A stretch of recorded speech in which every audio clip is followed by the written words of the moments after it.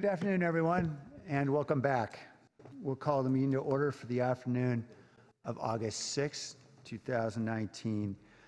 Before we begin with the invocation, I was hoping we might have a moment of silence. Obviously, there's been a tremendous tragedy in our community. Here in the city of San Jose, we lost two young children, Kayla Salazar, 13 years old, and Stephen Romero, 6 years old. And of course, another community lost Trevor Irby as well. And I wanted to take a moment of silence for the victims as well as for their families. I know several of the victims still have family members in the hospital, and so hope we might just take a moment first. Thank you.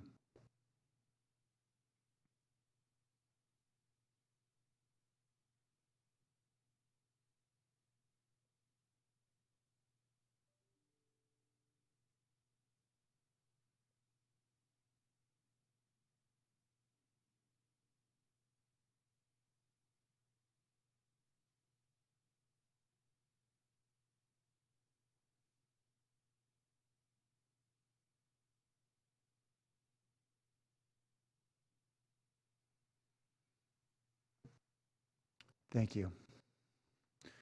I know that we'll be having additional commemorations to honor the victims in the weeks ahead. I think many may know that Kayla's funeral is today. We will now move on to the invocation, and I know there are several invocators. Councilmember Esparza will tell us more. Yes, thank you. This last weekend, we were proud to have the 75th annual Santa Clara County Fair, which has been held every year at the Santa Clara County Fairgrounds. The fair provides an opportunity for families from all over the county to gather together in the spirit of community. And it isn't just the fair. The incredibly diverse array of events that are held at our fairgrounds throughout the year and the organizations that participate are an enduring testament to the diversity of our city and of our county. From this diversity, we draw our strength. And our resolve to come together as a community is far, far more powerful and enduring than those who would seek to divide us. We are a community that refuses to live in fear, and we will continue to gather, to celebrate, and to be united in this place we call home.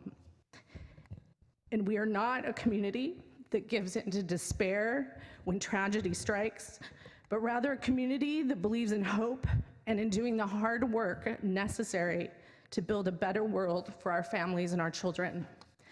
So for our invocation today, I'm honored to welcome Abe Andrade, Executive Director of the Santa Clara County Fairgrounds, Ashley Tercero, Fair Manager of the Fair Manager, 4-H member Ashley Jordan, and FFA, formerly known as Future Farmers of America, member Emily Tercero.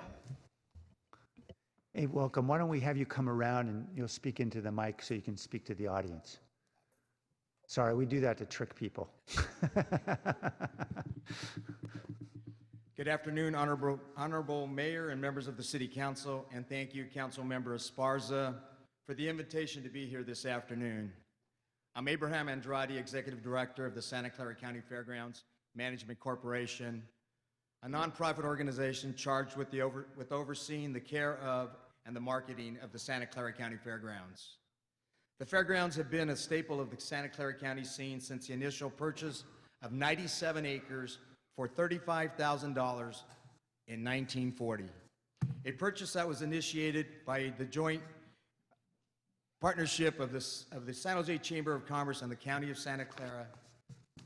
And despite the facts that the fairgrounds has experienced its share of its ups and downs, today the vibrant fairgrounds, comprised of over 150 acres, is host to over 170 events and utilized over 331 days of the year, including the 75th annual fair that was held this past weekend with expanded highlights of the new mural walls on our Gateway Hall building and the concert green lawn area that hosted this year's International Village.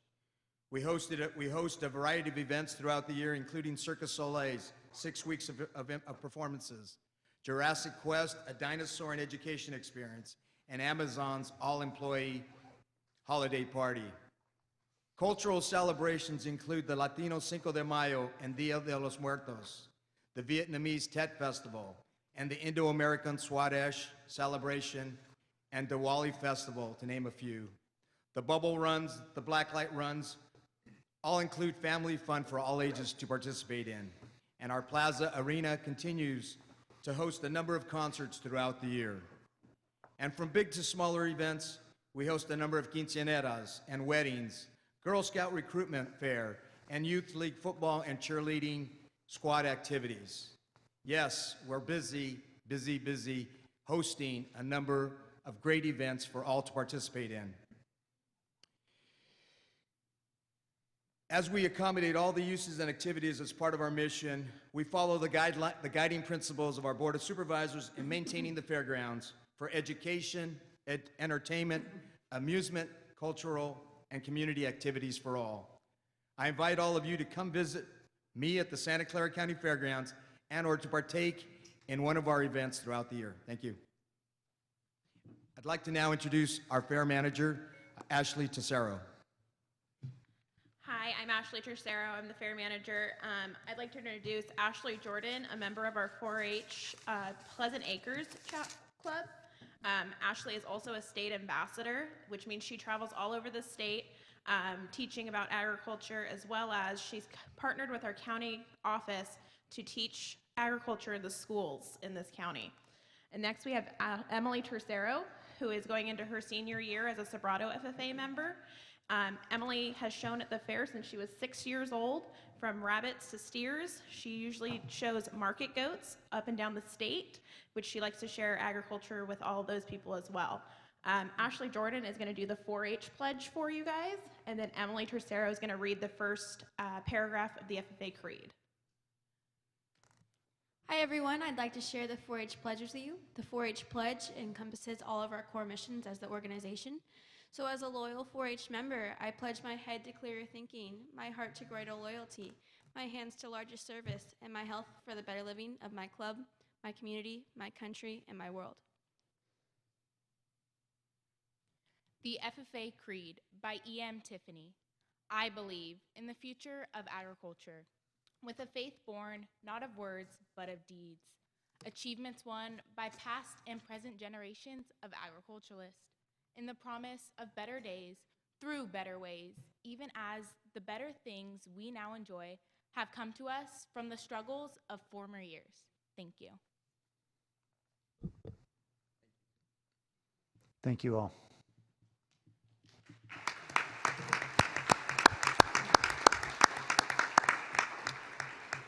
Please rise for a pledge of allegiance.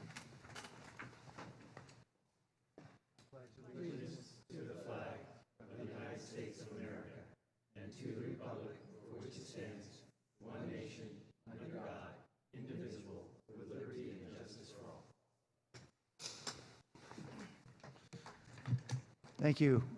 We have two ceremonial items today. Councilmember Davis will join me at the podium. We'll present a proclamation recognizing August as Breastfeeding Month.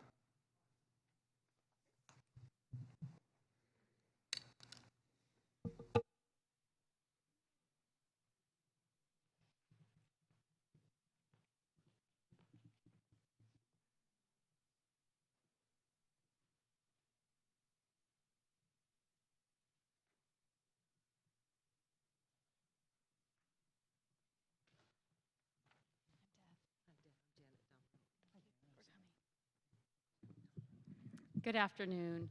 It is my pleasure today to proclaim August as Breastfeeding Month in the city of San Jose. Breast milk contains antibodies that protect infants from bacteria and viruses. Research has found that mothers and their children tend to have fewer health problems because of breastfeeding. However, misinformation, social pressures, and social criticism can cause difficulties for mothers who breastfeed and can be detrimental to their health and the health of their child. La Leche League is a nonprofit organization dedicated to providing support, encouragement, information, and education to families who want to breastfeed. I have paired up this month with La Leche League to promote health and wellness amongst mothers who want to breastfeed. Janet Dombro has been a leader in La Leche League since 1988. She has 5 children and 3 grandchildren. She facilitates meetings so that breastfeeding parents can share their experiences and help each other to be confident parents. I invite Janet to accept the proclamation and say a few words. Thank you. I'm short. Thank you so much to Deb Davis and Mayor Liccardo for welcoming me here today, and I totally accept this proclamation on behalf of La Leche League. La Leche League started in 1956 at a picnic in Illinois, where some women sitting under a tree realized that when they talked about breastfeeding with each other and shared help and tips, that they had an easier time and did a better job.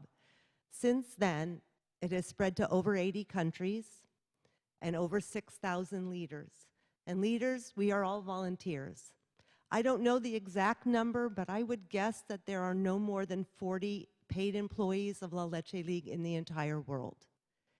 All of us here in Silicon Valley are totally volunteering our time because we know that we will all do better and improve the public health of our families by encouraging and helping support breastfeeding.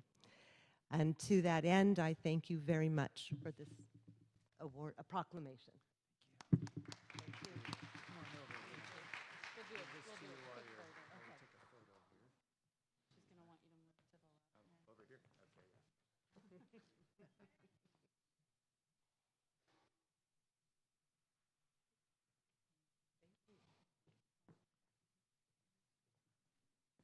All right, and second and last, Councilmember Sparza will be presenting a proclamation to Comcast, I believe, and I know they've been very generous in many ways in the community, but particularly in District 7. So we welcome Comcast folks to come on down.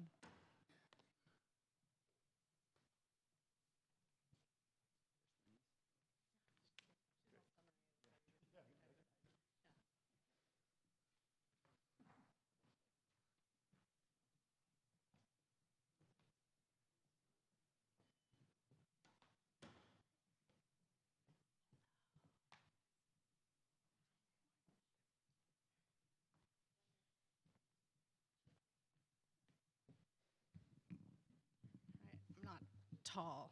I'll be on tippy toes. On May 4th, 2019, Comcast held a Comcast Cares Day event at Sylvandale Middle School. This was an opportunity for the community to partner with the Comcast staff and students to beautify the campus, and today we commend Comcast for their commitment to improving our community and serving as a model for corporate civic responsibility and engagement. Since Comcast began holding Comcast Cares Days in 2001, over 1 million volunteers have given over 6 million volunteer hours in 23 countries. This year, there were 88 events in California, totaling over 5,700 volunteers. But for the Sylvandale event and prep day, there were 565 volunteers who logged a total of 2,500 hours, thanks to the leadership we have of Stephanie, Janae, Rishma, Jeff, Glenda, and Lenny's, and all the Comcast volunteers. Their work included building out the school's wellness center, which, by the way, used to be the former detention center. Now it's a wellness center. Cleaning, weeding, painting, and assembling dental and hygiene kits that our students and our community need. So thank you so much to Comcast. Who's gonna come up and speak? If you could say a few words. Thank you. Thank you. Thank you, Councilmember. Just really, on behalf of Comcast, it's a pleasure to be engaged in the community and really appreciate the partnership and commend my Comcast colleagues for all their work. And we're here to stay. We're here committed to the city, and we appreciate the recognition. Thank you.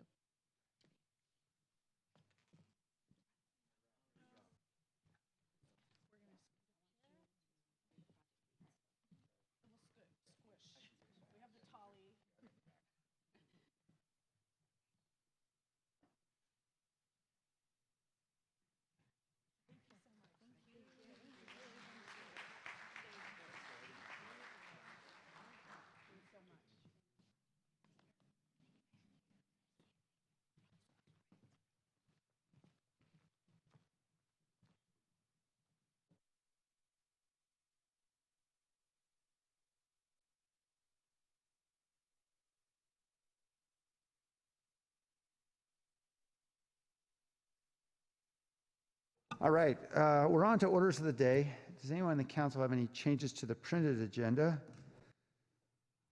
Motion to approve? As noted there is a motion from Councilmember Camus. As noted in the orders, this meeting will be adjourned in memory of Warren Gannon, who's been a longtime community leader here in San Jose. Vice Mayor Jones will tell us more. Thank you, Mayor. It is with great sadness that we adjourn today's meeting in memory of Warren Gannon, former chair of the Senior Commission, who passed away on July 21st at the age of 92. Warren was elected the president of the Winchester Ranch Senior Homeowners Association. He played a pivotal role in advocating for the mobile home senior residents and their displacement and conversion ordinance issues. He was also the former president of the San Jose Chamber of Commerce, where he worked closely with Norman Mineta, then the mayor of San Jose. After retiring, Warren and his wife, Beverly, volunteered for the Friends of the San Jose Rose Garden. Their service beautified one of San Jose's most iconic parks, which welcomed thousands of families every year. Warren was positive, optimistic, and an energetic man who was well respected and admired by all that knew him. Warren is survived by his wife, 2 children, and 2 grandchildren. I'd like to acknowledge those of his family members who are here today with us: his wife, Beverly, sons Patrick and Dave, and his daughter-in-law, Kristen. I had the honor to get to know Warren Gannon, and I always admired his spirit and enthusiasm. He had that, what I called that Warren Gannon flair that I looked up to. In fact, I used to tell Warren that I wanted to be like him when I grew up. May Warren Gannon rest in peace. And if any of my colleagues would like to say a few words, please do. Thank you, Vice Mayor. I know that Rose McDonald Gannon wished to say a few words, and I want to ask her to speak if she'd like to, and then we can come back to the dais. Hi. First, I want to thank Mayor Liccardo, Vice Mayor Chappie Jones, who has been a great supporter, and members of the City Council for this honor to a man who was most deserving of recognition for the work that he did for the community welfare. Warren Gannon devoted hundreds of hours in his efforts to make our lives easier and happier. I know he smiles down on us this day, and I know there will be an even bigger smile on that day that we are compensated adequately for the last call of our lives when we make our move. May we all be smiling at the dedication of the City Council for the fairness of the relocation. That was really not what we expected would happen in our final years, but here we are. It has been a long, stressful period of years, but Warren was the person at the top of the list who persevered, was positive, encouraging, and a real source of helping us to remember what really matters.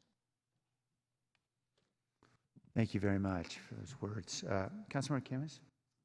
Yes, Mayor, and I'm going to say that I had the pleasure and the honor of knowing Warren for my 6.5 years here at City Hall.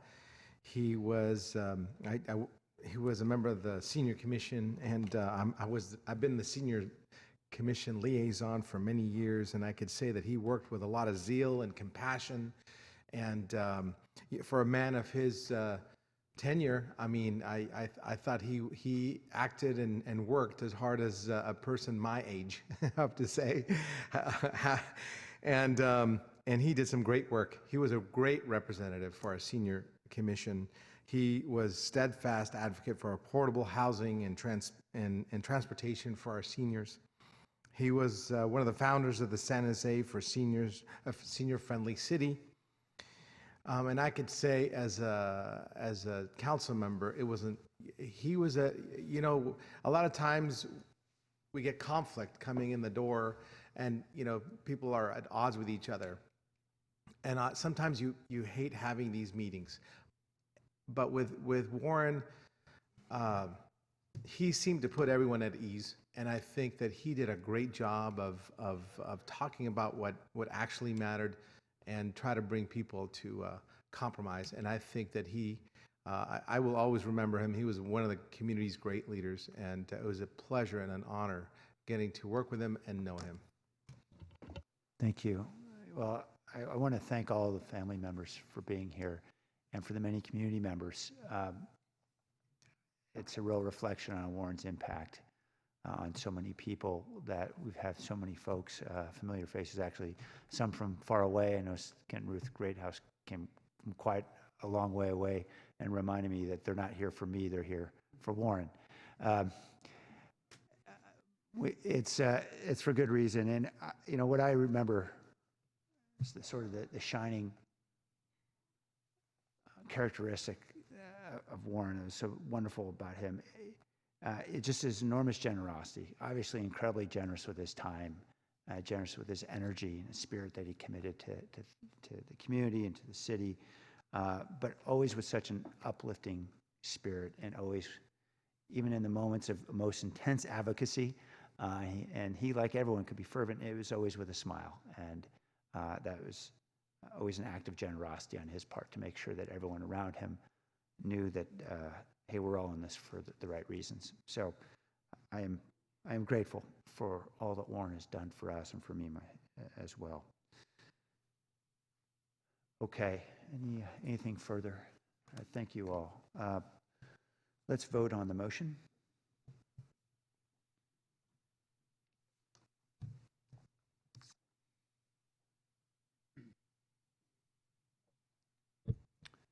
All right, we'll move forward then to the closed session report, right? Mayor, the council met in closed session this morning. There is no report out of closed session. All right, next is the consent calendar. I know some items are to be pulled. Councilmember Foley would like to pull item 2.6. Councilmember Esparza would like to pull 2.8. Councilmember Jimenez, did you want to pull 2.9? Okay. Other Actually, items? Mayor, Yes? I'm good with 2.8. Okay, we'll leave 2.8 on consent. I'll pull 2.8. Okay, we'll pull 2.8 after all. And Councilmember Diep? Yes, that 2. Okay, the travel report be pulled by Councilmember Diep and Councilmember Reyes. 2.9, okay. All right. Mayor, I'm actually fine with not polling 2.6 at this time. All right, 2.6 goes back on. Then let me just remind everybody where we're at. We are pulling 2.8, 2.9, and 2.5. Everything else we'll be voting on if there's a motion. Motion to approve the remainder. All right, let's vote on that motion.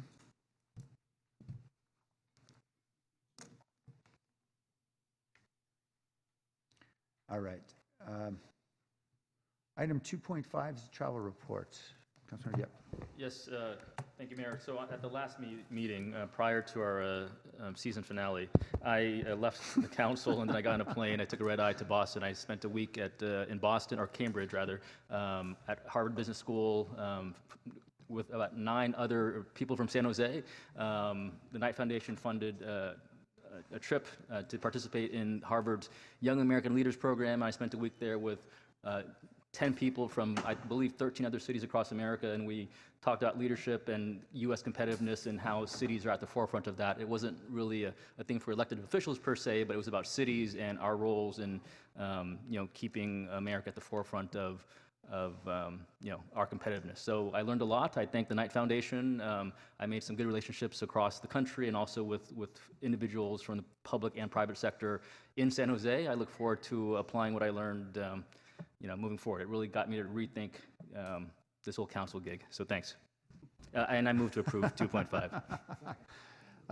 I'll just also weigh in. I had travel this July to the U.S. Mayor's Conference. This year, they decided to bypass Topeka and Des Moines and go to Honolulu. So it was a welcome opportunity. I spoke on a panel with Mayor Garcetti on homelessness and the challenges we're all tackling together.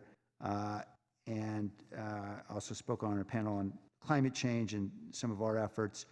Particularly noteworthy effort is really being undertaken by a small town in coastal Florida, is engaging in a really fascinating pilot with a group of scientists to see how they can capture the energy from the currents in the Atlantic Ocean. And they've got several universities engaged in this, what could be a really dramatic opportunity for renewable energy generation. So we'll keep close watch on that. We also announced a partnership with Mastercard, which is going to enable us to have a payments card that we'll be able to use for disaster relief, including fires, for example, in apartment buildings when people need ready access to cash. It's helpful with this Mastercard device. We can actually ensure that the dollars can only be used for particular things like necessities, food, of that nature, as well as for homeless. And we think there's a real opportunity with this partnership. They announced that in front of the U.S. conference, and as you can imagine, plenty of other mayors were also interested. But I'm grateful to our innovation team and everybody in the city manager's office for working hard to put us in position for that opportunity. And Shreen Santosham, I think, really connected us originally to Miguel Gamino over at MasterCard. And then also the partnership with AT&T was also announced to the U.S. Mayor's Conference. This is the one, of course, that is enabling us to have really be the pilot city, the lead city on this new bandwidth that will enable for us to have communications, again, in instances of natural disasters or other kinds of calamities with a dedicated cell bandwidth that will be for public safety personnel primarily. And we look forward to building this out. I know the council's already approved several measures with regard to that initiative. But again, as you can imagine, lots of other cities are interested in joining in. But it was a reminder to me of just the great work that a lot of folks in this building are doing to build these really important partnerships with those who can help us do more with our very scarce resources. And then I also had an occasion to speak at the Aspen Ideas Festival also on climate change related issues on a panel with leadership in New York. And we've got a couple of ideas that we're bringing back that we'll be talking about in the future weeks on that issue. Okay, Councilmember Peros. Thank you, Mayor. I'll chime in as well. Over July, I traveled to Houston, Texas with the Sister City International, their annual conference, where I ran for the board to assume the vacated seat that Councilmember Carrasco had sat in for the last 3 years. And it is an honor to have been elected. So I will be serving in a 3-year term with the Sister City International Board. Unique to the city of San Jose is that we have had a continuous representation since Norm Mineta was on the board. And so it's actually an honor that San Jose has. And so it's an honor that I now have taken on. And in fact, made some good colleagues, one of them being Peter Sarsbin, which is a city representative for El Paso District 1. And the Sister City International is planning a conference there in February between El Paso and Juarez. And certainly tides have changed in regards to everything down in El Paso. But the conference itself was actually going to be between the sort of the relationships between both Mexico and the U.S., but using that border, the two border towns. So I know it's going to be already was going to be a great conference, but I think now just an even more interesting dynamic with what's going on all around our country. So I look forward to representing our city and participating in that. So thank you. Thank you. Councilmember Renz.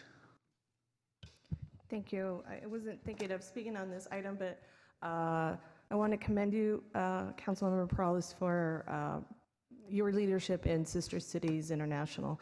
I was able to experience the Japan trip last year, and I think in another experience in Guadalajara. And there is such a need for all of our countries to remain close despite the distance.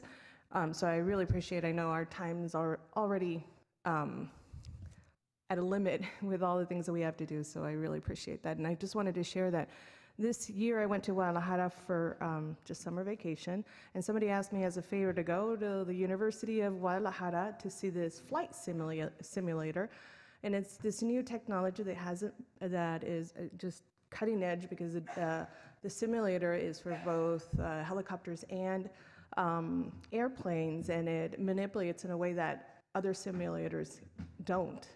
And I think there's a lot for us to grow between Guadalajara and the city of San Jose, because we both share this love for technology and wanting to advance in many different areas. And so I did it as a favor just to hear what was going on, but I think it's something that probably I should include you in this conversation, because I think it's just, I revel in some of this technology that other countries are breaking ground in.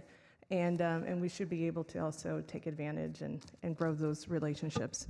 Anyway, so I wanted to make sure I mentioned that, and I'll connect with you offline. Thank you.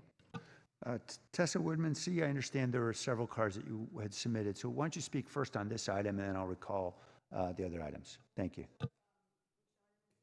This is the council travel report.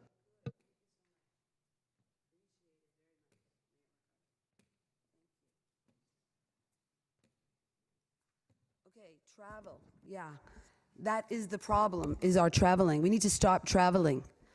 We have a climate emergency. And what that means, what the IPCC says it means, is the science. The science is the truth. We have to stop talking about economics, politics, and religion. And also, the other thing I would like you to do, and any time that I speak, I would really like you to comment back. That's the way they do it at our school board meetings, okay? School board meetings, when you come up, they don't, you say you can't comment. We know you can't comment at this point. But they'll say, Mrs. Woodmansee, we'll get back to you on that issue. We'll get back to you. And that's the way I'd like the city council to run. Because I am a democracy teacher, okay? I am a teacher.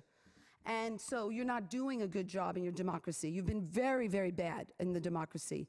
And that's why we are in the jaws of destruction. Greta Thunberg says our politicians have failed us. And you are the politicians, okay? So I'm telling you, I'm giving you a hint. Get back to me. When I bring up an issue, you say, I will get back to you. And that's what I demand of our council. However, getting back to travel, I say there was one travel that was in your thing that you're going to go about communications and you're going to learn. But you have failed again about communications. I have been calling City Hall about that horrific mural that you put up on the building at Whole Foods because I was complaining about the architectural design. And you never called me back. You don't call me back. Nobody calls me back because you're all in the pockets of corporations. And that's where the killer, the most recent killer that was over, whatever the most one of those killers, in his manifesto said it's corporate control of our government, okay? Corporate control of our government that was the problem. He was a very stressed young man, okay? And that was one of the stresses. And climate change was another change. And then, of course, Donald Trump's diatribe about that immigration is a problem. Climate emergency is our problem. Thank you, Ms. Woodmansee. Ms. Woodmansee, you submitted several cards on the consent calendar. I'm happy to recall the entire calendar so you can speak. We have, yes, so anyway, you have 2 minutes to speak on the remainder of the calendar if there's some items you want to. Which item? I'm sorry, I didn't hear you. The remaining items in the consent calendar. Okay, was there any? Yeah, let me just look because I know specifically, I believe there was something on Stevens Creek. Stevens Creek, yes. And then on the Sustainable Community Development. Yes, what we need to do is we need to tax corporations. And when we have our mayor is best friends with Carl Gardino, it's out there in the public that our mayor, Sam Liccardo, is best friends with Carl Gardino, who is ahead of Silicon Valley Leadership Group, which is an oxymoron because it's the merchants, it's the corporations. Back in the 1940s, we fought against fascism, okay? But that's what's happening right now in our cities, is fascistic. That's what's happening, is fascism, that the corporations are controlling our government. And so when Carl Gardino has so many ideas that run the VTA, and applause from the VTA about how he's running it, because he always says, tax the taxpayer. Get the taxpayers to pay for the improvements in our city, to get our VTA to run like a world-class transportation authority. We need corporations to pay. And of course, Carl Gardino is not going to come up with that because he represents the corporations. We need corporations to pay to get a world-class transit system that's electrified and a world-class bicycle infrastructure that is world-class. And we're not getting that because nobody's asking the corporations to pay. And that's the ones who need to pay because you're all in bed with the corporations. And that's why we got on our wall, on our community, historic community, we got a logo about the sharks on our building. We got a logo for a corporation. That's why the kids are killing each other, because you have failed us. Thank you. All right, moving, we have not, we did just vote on the travel item, did we not? No, we did not? Okay, let's vote on the travel item. Yeah, I thought I heard one over here. Okay. Okay, so we vote on the travel item. We still have two more items on consent. First, I believe 2.8. Councilmember Camus, you want to pull, this is on boards and commission appointments? Yes, I just wanted to make sure the agenda item wasn't clear. I had an appointee that I recommended. His name is Thomas Trudell. He's on next week. He's on next week? Yeah, I got the name too late for this agenda. It's going on next week. Okay, Yeah. so the vote today doesn't concern my district? Yeah, we'll not include him, but he'll be on for 6:13. Okay, all right, thank you. I'll make a motion to accept the recommendations. Councilman Reyes, I'm sorry, I see the button pushed. Was that on this item or? Oh, but okay, you spoke. Okay, great. Let's vote then on Councilman Camus's motion. And then finally, item 2.9, Councilmember Jimenez. Yeah, thank you, Mayor.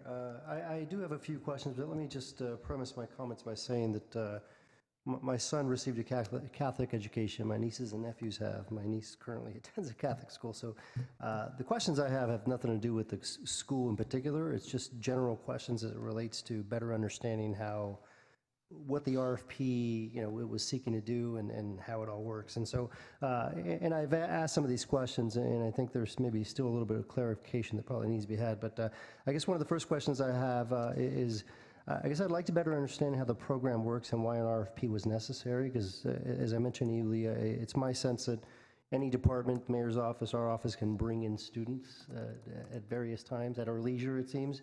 And so I'm just curious as to why this RFP was even necessary. Yeah, so Lee Wilcox, Chief of Staff to the City Manager.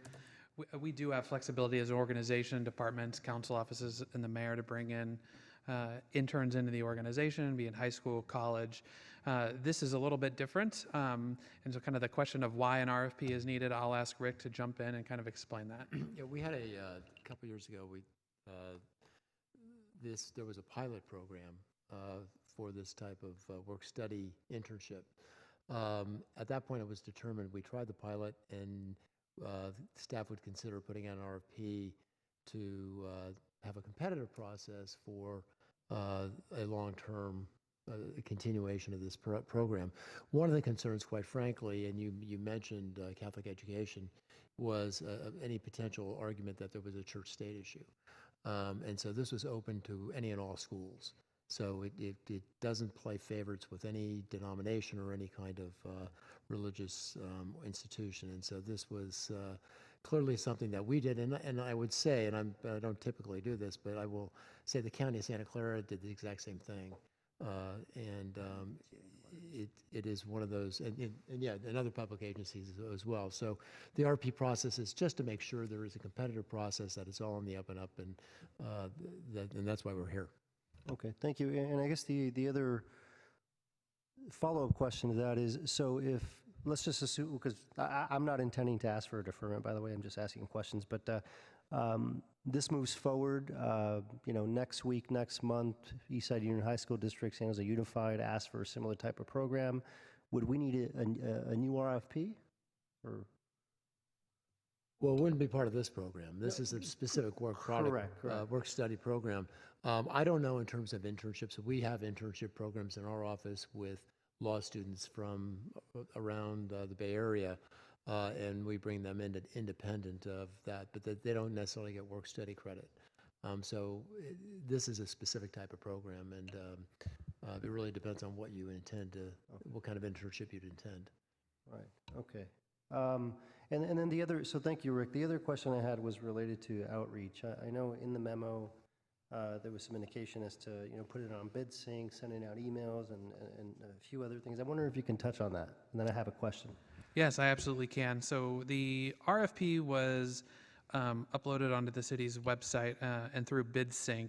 The city manager's team, actually, we looked at all of the high schools or continuation schools within the city and who was already uploaded into BidSync, and then went through for those schools that were not yet registered on BidSync and registered them, as well as school districts, and tried to put a contact person who had something to do with career services or continued education. And all notifications, as well as just shy of about 4,000 parties were notified through BidSync. I appreciate that. One of the things I did is I reached out to one of the leaders in one of the school districts, and I asked, just out of curiosity, if they had heard about this, and they hadn't. And then one of the other things I learned is that one of the, so Eastside Union High School District specifically, say we sent emails, a notification to the schools specifically about this RFP, without sort of enabling policy from the district office, the schools independently wouldn't be able to participate in this. And so the questions I ask as it relates to this, it just concerns me a little bit that maybe it wasn't, and I know, there was 3,000 or so, or 4,000 emails sent, that not everyone was aware of it, and I'm just wondering if we would have had more people bid on it as opposed to just one respondent to the RFP, if more folks would have known about it. And that's just a concern that I have, and things that came to mind as I was reading through this.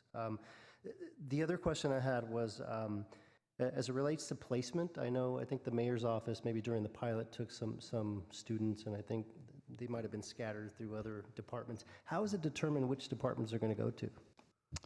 To date, it's really been led out of the city manager's office and kind of a check-in with department directors. This partnership, a lot of training and mentorship goes in on the Cristo Rey side, but it's equally important that it happens on our side. So it's really what departments, what units and divisions and staff have the time and bandwidth to do that. So it's been somewhat unofficial. As we move forward, this program will be transferred over to the Human Resources Department to kind of seek out additional opportunities within the city, including the mayor's office and any council offices that want to partake in it. Let me add some information. I don't think it was there, which is we pay out of our budget. Correct. That's what I was going to ask you next, so I appreciate that, because that was one of the questions I had, is, well, where's this money coming from? Yeah. Right? And so can you touch on that? Yeah, correct. So I definitely, there's some things outlined in the memo. The city isn't recommending an appropriation of $830,000 as part of this action. It's just contract authority for the city to spend that money under this agreement, so we don't have to come back with additional appropriations. The way this works is if the mayor's office, a council office, or any department, technically the Office of Immigrant Affairs last year did this, you pay for it through savings through your own budget, through vacancy savings, or any other non-personal money that you may have to bring in outside help. So where the placement happens, the resources need to be available there. Okay. So say, for example, in my respective district, I have Oak Grove High School, certainly Valley Christian, Santa Teresa High School. If my office was interested in starting a work-study program with some of the students from those high schools, what would we need to do? Is it just a matter of bringing them on? Do we need a new RFP? Is it? Yeah, so that's a really good question, and I think you mentioned Eastside Union and why I wanted Kelly here from Human Resources Department. Each one of these schools and school districts, quite frankly, have various different programs. So kind of a one-size-fits-all is really difficult. So I'd say Cristo Rey is one prong to a multi-prong approach that we use to engage some of our young residents and learning more about City Hall. So we've done some piloting with Eastside Union. I'd say on that and kind of the specific elements of it, we might be already doing some stuff that Kelly can outline around Oak Grove, but if not, that's something we could follow up with you and try and figure out. All right. Thank you so much. Appreciate it. And I'll move to approve the item. Thank you. Councilmember Arenas? Thank you. I also had a question about the timeline. I actually really enjoyed having our San Jose Works employees in our office, and always look forward to having high school students and our university college students in my office. I had San Jose Promise graduate. I just love it because sometimes some of our community needs that hand up or needs that opportunity, and then falls in love with public service. What? And then they continue forever, right? So I love it. The only concern that I had was that I think the RFP was released in April, and as a mom, I know, and probably everybody who has kids knows that April in a school year is just like, it's like June for us in a fiscal, budget year. It's just so complex. Teachers are kind of doing their exit transition out, and so I don't know if it was a right time for the RFP. I realize this is going to be a 3-year, and then in 3 years we have an opportunity to hopefully have more competitors. I just hope that you can consider the time frame and maybe put it at the beginning of the school year, I don't know, mid-year, so that way those administrators aren't focused on a year-end transition. Aside from that, I'd love to be one of those recipients for any high school students. If there's any, if we need to contribute to that portion of it, however it works, we can take it offline. But always look forward to having high school students and college students be part of our pipeline and building that pipeline for public service. So thank you. Great, thank you. We will follow up. Thank you. Councilmember Perales? Thanks, Mayor. Similarly, that when I looked at this, my concern was in regards to the timing of the RFP. I thought April, end of the school year there, and then only actually less than a month in total, because May 17th, and they were sort of close the solicitation. And I know that it does say that outreach was done to 69 different schools and/or school districts, which I appreciated that, but I didn't reach out as Councilmember Jimenez did to any of the school districts to determine, and I know that there was nobody that contested this, so I will support it moving forward, but it was concerning in regards to the fact that there was one respondent. So to me, that says that there was something else in the way from these schools participating, because I think, and as Councilmember Jimenez kind of anecdotally figured out, that there would be some interest out there, but the timing of this, the short time of it as well, I think did not allow for participation more than what we had, which was one individual school. So I would hope that as we move forward, this it sounds like a good opportunity, and I was also interested personally in how these students might be utilized. It wasn't necessarily clear in the memo that it could be more broad, and so than just the mayor's office or city manager's office. So looking forward to that, and I do know it is a 3-year contract, and that what I would hope is if this is something we're going to continue, that we would do outreach ahead of time. We would actually maybe even, like we did with Crystal Ray, we do some sort of piloting or whatever it might be, but that we just sort of educate the community a little better to see that they have an opportunity and can prepare for something like this. Thanks. Thank you. Matt Bell, would you like to speak?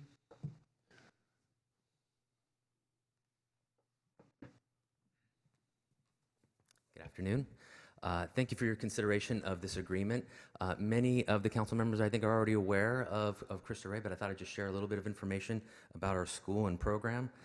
For nearly 25 years now, Cristo Rey schools across the U.S., and there are 35 of them, have been providing a rigorous college prep education, as well as this work-study program that we're talking about today, for exclusively low-income students.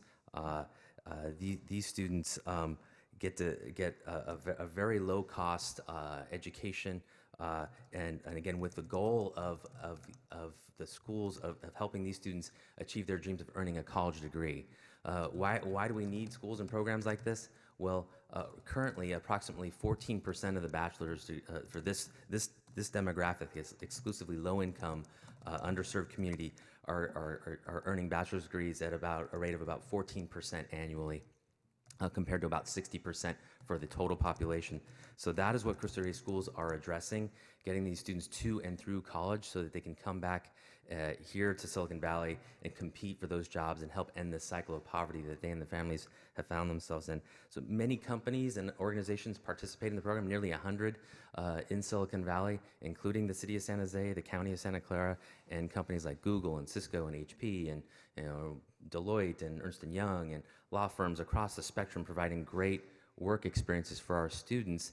And the benefits of this program are incredible, and I could probably go on and on for a long time about the benefits, but at a minimum, getting great work experience at this age, building their accountability, building their confidence, getting exposure to the kinds of careers that they might want to pursue in college, and again, once they graduate, so that they can come back and really compete for those jobs. We need more of these jobs and to be able to function as a school. The revenue that we get from this program helps fund the school and make all this possible. Just to give you an example, our second graduating class this past June, 84% of them are enrolled in a four-year college this fall, and we're going to stay with them and help them graduate at a very high level, close to that 60% of the national average. So we need these jobs. I respectfully encourage your aye vote on this agreement. Thank you. Thanks, Matt. And Matt, forgive me if I missed it in the comments. As I recall, there's an income requirement. Yes, right. Could you describe It's that? a complicated formula based on where we are, because it's different in every, because we're, as a part of this Cristo Rey network of schools, there's some guidance on this, but it's a little bit higher here. But just to give you a sense of our families, an average family of about 5 members, the income is just $46,000 a year here, and so it's the average of our families here at Cristo Rey. And they need to be in the lowest, is it quintile, is that right, or Yes. quartile? Yeah, I wish I had the exact math for you here, Right. but we work very hard to make sure that it is only those families that are receiving, that have access to the school and the program. Right. Okay. Thank you, Matt. Councilmember Foley? Thank you. I actually wasn't going to weigh in, but with my council colleagues, I just wanted to echo what they had to say. Thanks for speaking, Matt. And this has nothing to do with the program at Cristo Rey. I think it's a wonderful program and a wonderful model regarding the work study. But coming from the public school realm, I find it very important that we encourage the same type of opportunities in public school. And to echo what Councilmember Arenas said, is that the timing of the RFP is really problematic for a school district. And that's where you need to go. You can't go to the local schools. You have to go to the school districts to get approval, and they have to go to their boards for approval, and it has to get agendized just like it does with us. So, and April is a difficult time because that's when they're going through their budget process, through their local control funding formula and everything else. So I just wanted to emphasize comments that were made already. This is a great opportunity, and I'm going to support the motion for Cristo Rey because it benefits your student, it benefits all of our students, all of our kids, right? And your target population is a population that we need to make sure that they get access to education in schools and college later. So I completely support that, but I'd love to see an expansion of it to encourage public schools as much as possible as well. So thank you. Thank you, Pam. Thanks. All right. It's no secret I've been a strong supporter of Cristo Rey, and by that I mean in helping them get up and running, and really grateful to have students who are coming to our office who are incredibly eager to learn and have been just wonderful people to get to know. And I know our office, as other offices, have embraced them really as our own team members, and it's been a great experience. I also had the opportunity, I think this is your second year, I think, of graduates, Matt. I think in the first year, 106 graduates, if I recall, 105 went on to college. Nearly every single one of them was the first in their family to go to college. It's a tremendous organization in terms of lifting the trajectories and opportunities for so many kids. And I'm just grateful that they're doing that work here. And as far as public agencies, I think Valley Transportation Authority led the way, I think, hiring the first group of kids, and I think they're continuing to do that today. In the county of Santa Clara, as mentioned, Water District may be as well. Is that right? Not yet, okay, still working on them. Nonetheless, there are other public agencies doing this, and I think it's great that we're all participating together. Councilmember Esparza. Hi, yes. I also wanted to add my comments just to make sure that, that it's heard in addition to everybody else. We have some very large public school districts that also have a lot of low-income students. I'm going to be supporting this motion. I have personal experience with Cristo Rey interns, great kids, and have seen the support that Cristo Rey provides to the kids, and have seen the organization wrap their arms around the kids and really support them and change the trajectory of their lives. So I agree with that, but I would like to give those opportunities also to our public school partners, and they're really partners. They're organizations that we work with throughout the year, and so I would like to see that in the future. But again, I'm going to be supporting this motion. Thank you. Okay, thank you. Other comments? All right, there is a motion from Councilmember Jimenez. Let's vote.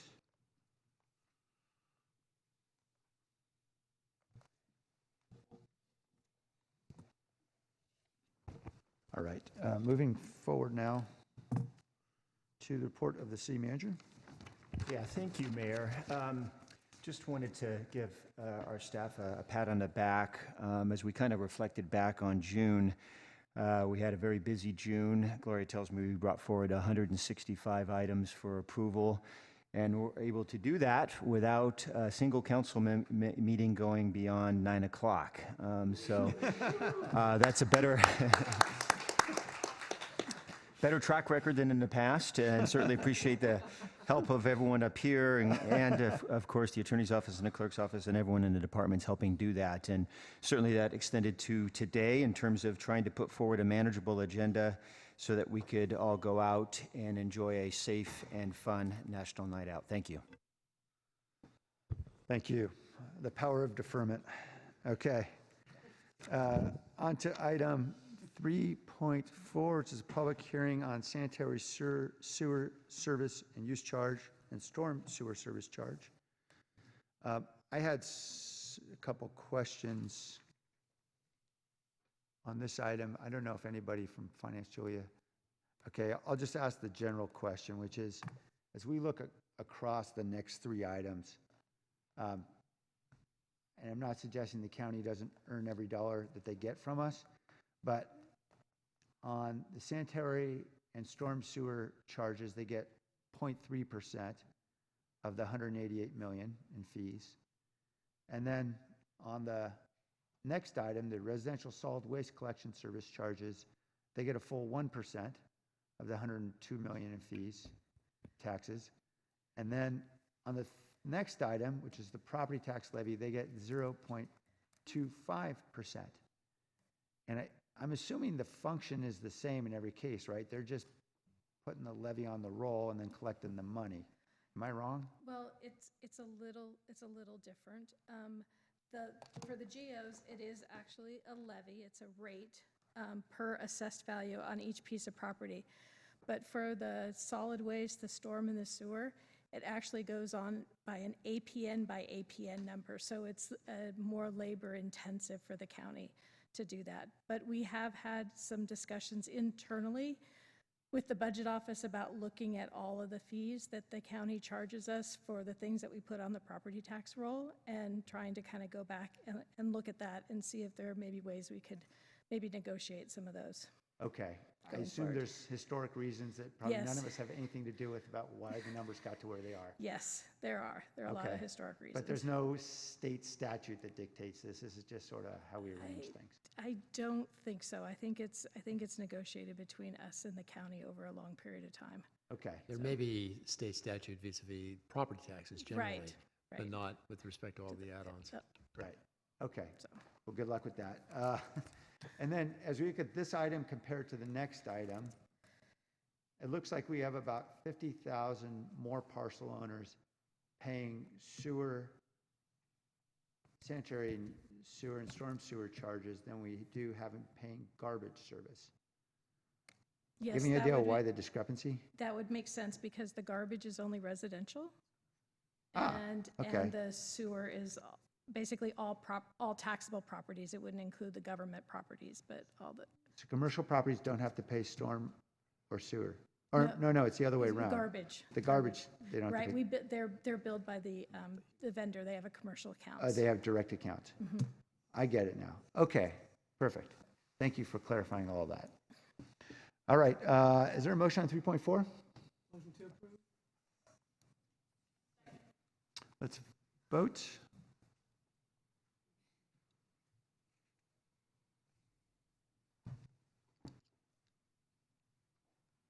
All right, 3.5 is a public hearing for the annual residential solid waste collection service charges. Do I need to declare the hearing is open, Rick? Yeah. Okay, the hearing's open. We don't have any cards from any members of the public. So we'll close the hearing. Is there a motion? Second. All right, let's vote on 3.5.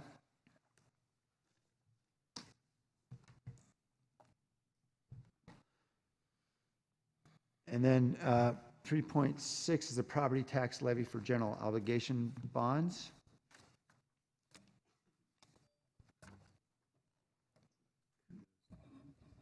Oh, yes, a good point. Rick just nudged me. Big kudos to Julia and the entire team for the refinancing of all those bonds with about $500 million worth of bonds, both wrapping up our old obligations, or what's left of them from the measures, 18 or 20 years ago. And then obviously the new issuance of Measure T bonds. Obviously all of them are really critically important for our city, and we saved a lot of money doing it. So thank you, Julia, for your team's great work. All right, is there a motion? Motion from Councilmember Davis. Let's vote.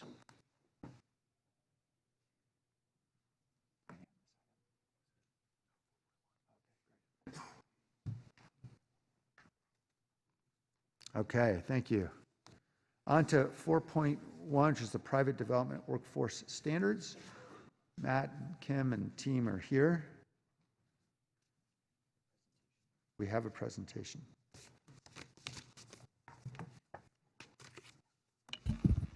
Thank you. I have a brief presentation for you. Matt Kano, Director of Public Works.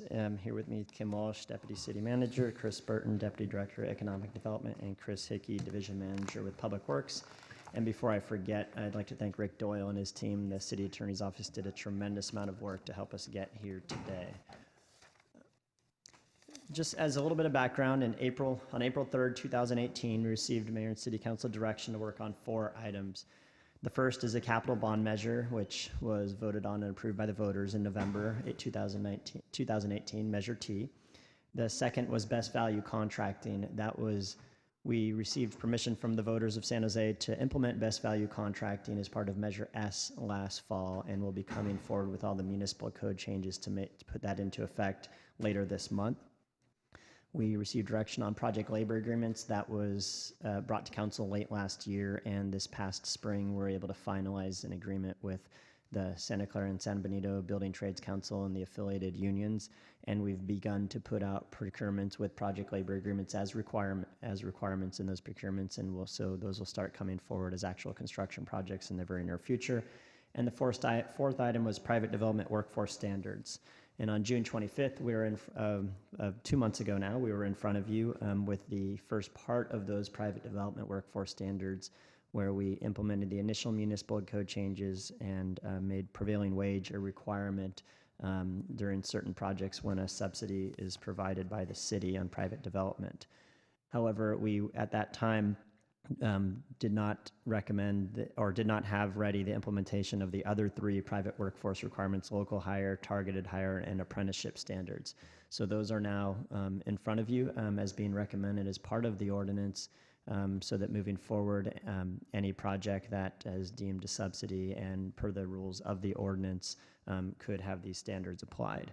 And this memo in front of you today also clarifies some housing exemptions that for affordable housing projects that weren't clarified in the June memo.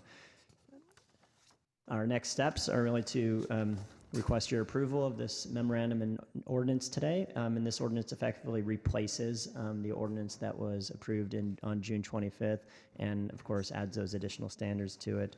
And then in the future, if any subsidies are being recommended on private development projects, that would be discussed as part of a council action on whether these requirements would apply. With that, we'd be happy to answer any questions that you may have. All right. Thanks, Matt, and thanks to everyone on the team and all our partners who have been working hard negotiating to get us to this point. We have several folks who would like to speak. Luis Arjan, followed by Josue Garcia, Larry Ames, Frank Beal, and Gene Dresden.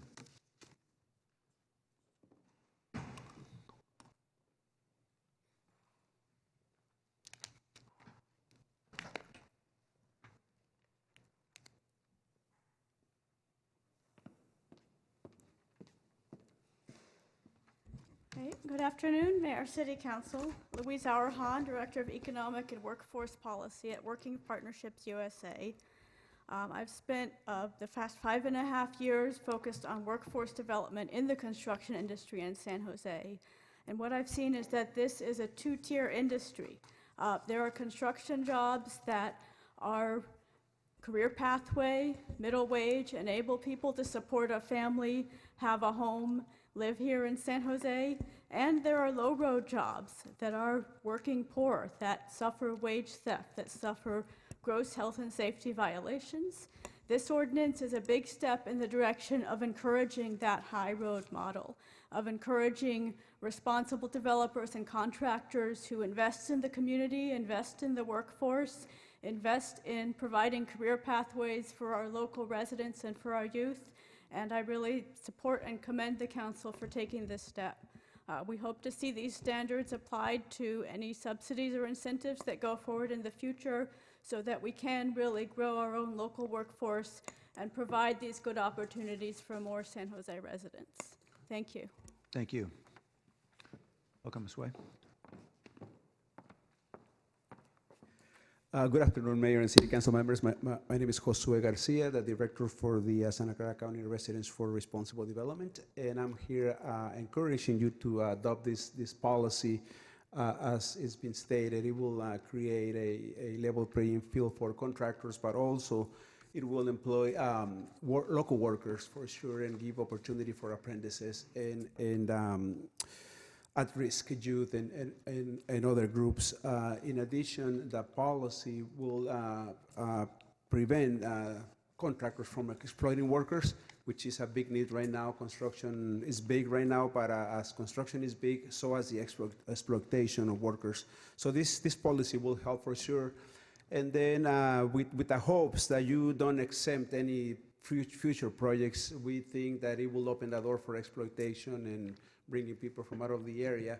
Not that is a bad thing, but when they bring people from out of the area, some contractors exploit these workers. We have a big case in Milpitas going on right now, where a contractor brought 22 workers from South Carolina only to exploit them, and you will hear something soon in the news, and that's why we are requesting this support.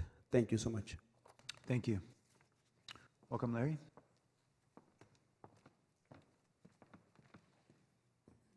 Hello, Larry Ames. I'm here to speak in favor of parks. I know it's not on the agenda, but at the last meeting on June 25th, several public speakers came up and said no on parks, and so I'm here to say yes on parks. I sent you a letter. Hope you got a chance to read it. It's about for the people's health and sanity. People need a way to get outdoors, to get fresh air and sunshine, to exercise, and to meet and interact with their fellow residents. The high-density dwellings that are now being planned do not provide room for patios or backyards, and so the nearby parks fill that need. I appreciate that housing projects may be challenging to finance, and the city permits and fees are part of the costs. But you can't build these dwellings without providing roads or without providing sewer lines or the other necessary infrastructure. If you build the buildings without providing parks, the new residents will go and use the existing parks, adding to their wear and tear and possibly overloading them. And then our current residents will resist this imposition of these new things, and so they will end up opposing future projects. So for everybody's quality of life, please do not shortchange parks in this process. Thank you. Thank you.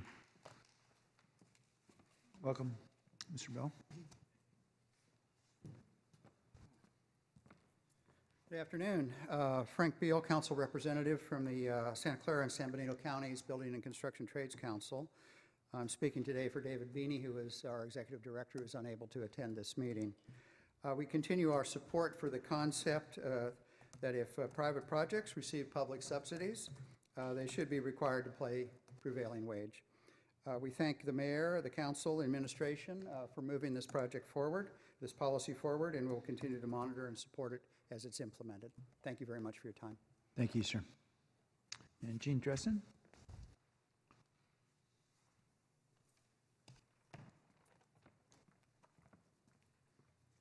Good afternoon. I'm Jean Dresden, and I'm here today representing San Jose Parks Advocates. And yes, I know this item's about the Planned Development Workforce Standards. However, the last time this was heard in June, 5 people in a row stood up to talk about eliminating park fees. So it seems only appropriate that you should hear an alternate view. Within the item, there was also a discussion of the financing feasibility study, and it was placed on a hurry-up schedule with the original idea that it would come back today. As park advocates, we support parks as a key amenity that makes cities livable, and park fees are a key tool in making an economic partner of parks with development. We support no change in park fees or their collection. We also believe that the financing feasibility study should be designed in a way that reveals the full picture and takes into account the current market conditions and uses the dynamic analysis method. Our long letter that we sent further explains our concerns and the kinds of analytical detail we wish. There is no other public forum for the public to talk about the design of this study. It was brought forward as a design during the month of July. So we bring it up now. We say we need housing and parks. The health and economic benefits of parks are undeniable. Any proposal to discard park fees is to create future inequities. We urge you to take your time and thoughtfully consider the design of the financing feasibility study, the projects considered, the methodology, and the economic market conditions. Thank you. Thank you, Jean. All right, coming back to the council. Councilmember Perales just moved for approval. There's a second from Councilmember Arenas. Councilmember Camus? Yeah, I think one of the speakers had said something particularly interesting. It is all about investment. Investing in communities, investing in our housing infrastructure. And I continue to talk about the fact that reducing fees is not a subsidy. I think that it's important for us to distinguish the fact that when you reduce a fee, it's different than when you give people money. They're still giving us money if we reduce fees. If we give them money, we're losing money. And so I still am very troubled, and I know that our city lawyer insists to call it a subsidy, but I have a different understanding altogether what a subsidy is and it isn't. But if you're going to move down this path, if we take away a fee permanently, that fee reduction should not be called a subsidy, and I don't see anything clear in this ordinance that says that. So a permanent reduction in fee shouldn't be called a subsidy if it's no longer a fee. And so I don't know if our legal team here can help me understand the current ordinance to see if I'm correct in my assumptions. Well, I think if what you're talking about is that if the city moves forward with, let's say it eliminates a fee in its entirety, which the council could do at any time, that is something generally applicable, and I wouldn't see that as falling within the definition of subsidy. Here, though, what the definition is that any contribution of land, money, or other direct financial assistance, which I think is what you talked about originally, you know, the city's actually giving something, that's a subsidy. And then any reduction of a fee or to a private construction project or multiple projects, and that's a reduction of a fee or tax. If you eliminate the tax generally, or you eliminate the fee generally, that you're not subsidizing, you're eliminating. How about permanently reducing? Let's say if it's $17 a square foot today and we move it down to $10 a square foot. Well, I think it gets down to, are you doing it in the context of trying to incentivize private construction projects? And I think that's really what the ordinance is intending to address. So in the abstract, talking about that, really is, what's the purpose of reducing the fee? And I think that's what we'd have to look at. Yes, so I mean, that still sounds vague to me. I'm not going to be supporting this, and mainly because, look, let's say that we reduce the fees for a high rise by 10% or 15%. We tack on a PLA, that increases the fees by 15%, so we ended up giving no real incentive whatsoever. And if our goal is to create more housing, and especially in downtown, higher density housing, then we have to look for real ways to incentivize them. I've always complained that the fees were already too high, and I've always said that the fees were too high for many different things, and I've worked in the past unsuccessfully to reduce fees. Quite frankly, the only reason we have buildings going up in downtown is because we reduced the fees. I haven't seen any downtown high-rises go up under any other regime until we reduce the fees.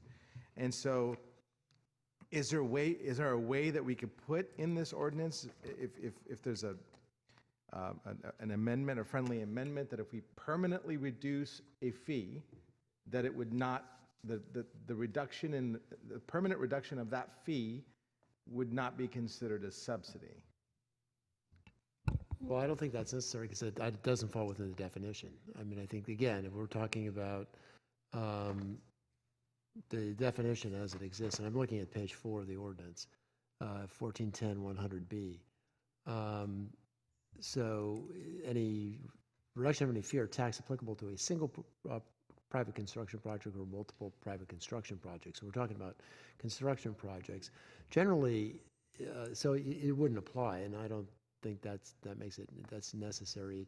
I think if what you're concerned about is the city council on any Tuesday could say, we want to eliminate X tax or X fee, you have the power to do that, and that would not trigger this definition of subsidy. Okay. Well, at least we have that on record. Councilmember Foley? Thank you. I have a few questions, and one was that if we eliminate the fee, it's then not considered a subsidy anymore, and it doesn't trigger the ordinance. That's correct. Okay. I mean, again, the whole idea is you're trying to incentivize construction through reductions or elimination for those types of projects. If you just get rid of something in its entirety, it applies across the city, citywide. That isn't really what this is trying to address. Example, downtown incentive zone. That has been probably the most focus of any and all park fee reductions or construction tax reductions, and I think those are the types of things we're looking at here. Okay, great. I have a few questions about implementation and some of the terminology that is used. So bear with me as I go through them. So there is reference to good faith effort being made to hire apprentices, local workers, and underrepresented populations. What does good faith mean? Hi, Chris Hickey, Public Works. Good faith, we did not define it in the ordinance. That is actually going to be done through regulations. It allows for much more flexibility. But to start with the apprenticeship standards, those are actually already included in our Public Works prevailing wage requirements in our ordinance. And so that will, in the ordinance, it references back to our current ordinance. And so contractors and developers who will be subject to this will just continue with that same process. For good faith efforts on targeted hire as well as local hire, there's a list of things that a contractor will have to do. So one would be that they reach out to local union hiring halls to for any new workers that are going to be working on the project, or they go out into the community, putting job postings in the local construction ad papers, conducting interviews with local employees and whatnot. So they'll just have to show, contractors and developers will have to show the Office of Equality Assurance and Public Works lists of job postings and provide that information to my staff to oversee. So they have to show that they tried, That is correct. but not that they succeeded. Because it looks like there's a provision for succeeding. What happens if they don't succeed? What if they go to in good faith, go to the union halls and look for the apprentices, but there aren't enough apprentices available in the area that they need them and in the ratio that is required? Or the underrepresented workers as well, what if they are unable to find the percentage that is called for in the ordinance? What happens to the developer and the project? So long as they show that they've made those good faith efforts to obtain or to meet those standards and that those percentages for local hire and targeted hire workers, then they would be in compliance with the workforce standards in the ordinance. Okay. So what I'm hearing you say is that we would like them to hire apprentices, what is it? I forget the percentage. 1 to 5 ratio. 1 to 5, thank you. But if they're unable to after they've attempted to, there's no penalty and they can go forward with their project. That is correct. Okay. And who oversees, your department oversees that? How much staff time is going to be required from you to oversee these projects? That is a very good question. The workload is unknown. How many projects are actually going to be receiving a subsidy or these workforce standards would apply to?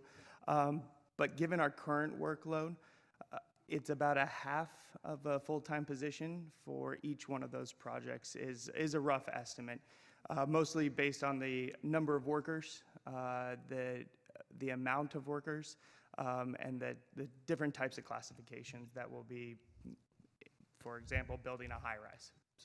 So are you also looking at the local hire requirement to your department, making sure that they live within San Jose for the 7 days before the project, as a minimum, before the project begins? We are currently not doing that on our public works construction monitoring of prevailing wages. When a project receives a subsidy and these workforce standards are applied, then yes, staff would be overseeing not only the prevailing wages, but also the apprenticeship ratios, the good faith effort portion, but also making sure, where every employee is coming from. And that actually is provided on their certified payrolls that they would have to submit to show compliance with prevailing wage. That would show the employee's location, residency of location. Okay. Do you currently have on staff people who can handle that project, or do you need to do some hiring? I'm going to jump in here. So, Thanks, Matt. we have staff capable, but those staff are busy. And so right now, Chris's team is, most of their work is focused on monitoring of our public works construction projects. We did put a paragraph in the end of the memo in front of you today indicating that if subsidies are provided and this ordinance is enacted, there would be a staffing workload issue, and we would bring forward a discussion on that as part of the council memo for you to consider the subsidy. And because Chris's staff is fully capable of doing this work, but we don't have the capacity to absorb a lot of these projects to oversee right now. I appreciate that. We're increasing the bureaucracy at the city. We're also increasing the bureaucracy for the builder to accomplish these goals, to achieve what we're trying to achieve, which is local hire, prevailing wage, et cetera, on these projects that are subsidized. But it does increase a level of paperwork and bureaucracy at the city level, but also at the developer's level. So let me ask a question about from the developer's level. Have we engaged them in the conversation of if this change is made, we approve this ordinance today, are there any projects in jeopardy of not getting built, not going forward? We have not directly engaged them on this as part of this current effort, but Chris may be able to actually add to that or clarify that. Thank you, Councilmember Chris Burton with the Office of Economic Development. Conversations to date with developers surrounding the workforce standards has largely been with regards to the downtown high-rise incentive program. I think as a general rule, sort of staff isn't really pursuing any kind of incentive that wouldn't be required to support development feasibility. And so under the provisions of the ordinance, this is why we're sort of pursuing the study right now to demonstrate whether or not these subsidies are required for feasibility. And so if so, and they meet the requirements of the ordinance, then the workforce standards wouldn't apply to those projects. Okay, I appreciate that. So you're still working on the study that will determine whether some of these projects will pencil out for the developer and really ultimately their financer, whoever's financing their projects. Okay, well, I look forward to that study. And I appreciate you taking the time to answer my questions, but I'm not finished. So in the hiring, there's subcontractors who are doing the hiring and not necessarily the developer. Does the ordinance address the subcontractors, and what's the level of involvement from the subcontractors, and how does the ordinance apply to the subcontractors? Thank you. Yes, the actual ordinance goes all the way down through the subcontractors. The developer and the general contractor would be responsible for disseminating that information and the requirements down. And then it goes in the reverse order. The general contractor and the developer would be required to collect all that information from their subcontractors and third-tier subcontractors all the way down, and then provide that and submit that to the city for review. So it would be on the developers and general contractor to perform that work for their subcontractors.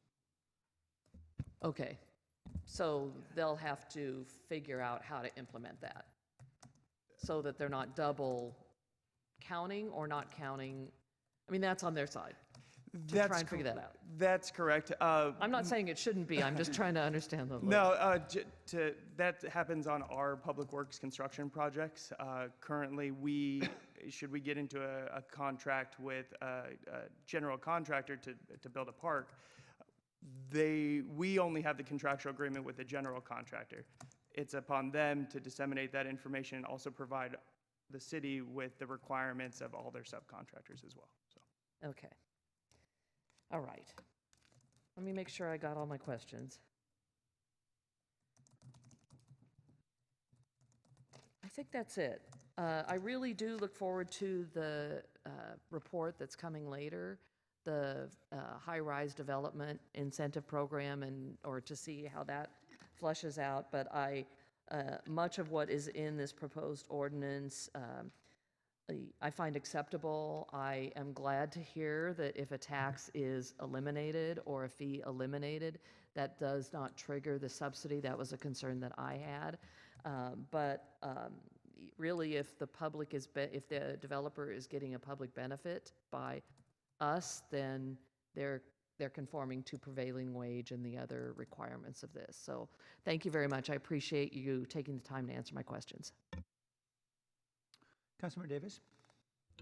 Thank you. First of all, I want to state I desperately want housing to get built in this city and everywhere across the state, as we have, it's been reported statewide, we have a shortage of 3.4 million units of housing. I think we all have to remember that, and anytime we talk about anything that may hinder the building of housing, we have to discuss how many millions of units we are short in our state. Second, I want every worker to be paid fairly for every hour they work, every single hour they work. And third, I want our construction workers locally and frankly statewide and everywhere to be fully employed. That being said, I'm concerned, Rick, that what you said on the dais here today does not match my understanding of what I read in either the ordinance language or the memo language about the definition of subsidy. Can you clarify for me what it says in the ordinance itself?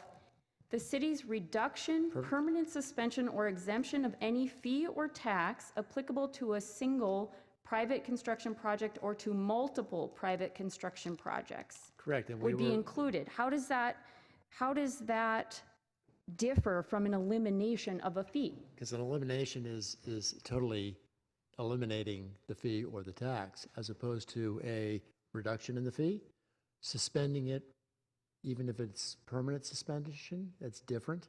It's not an elimination of the fee or the tax.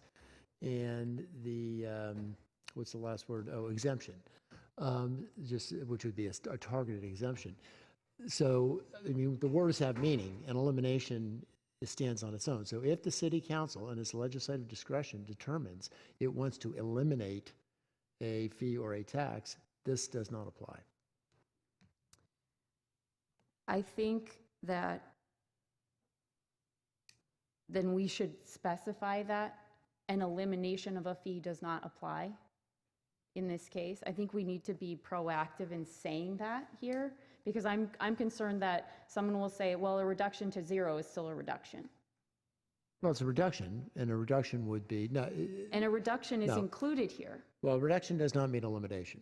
So elimination, and I'm happy to have that sentence put in if the council wants to add that sentence.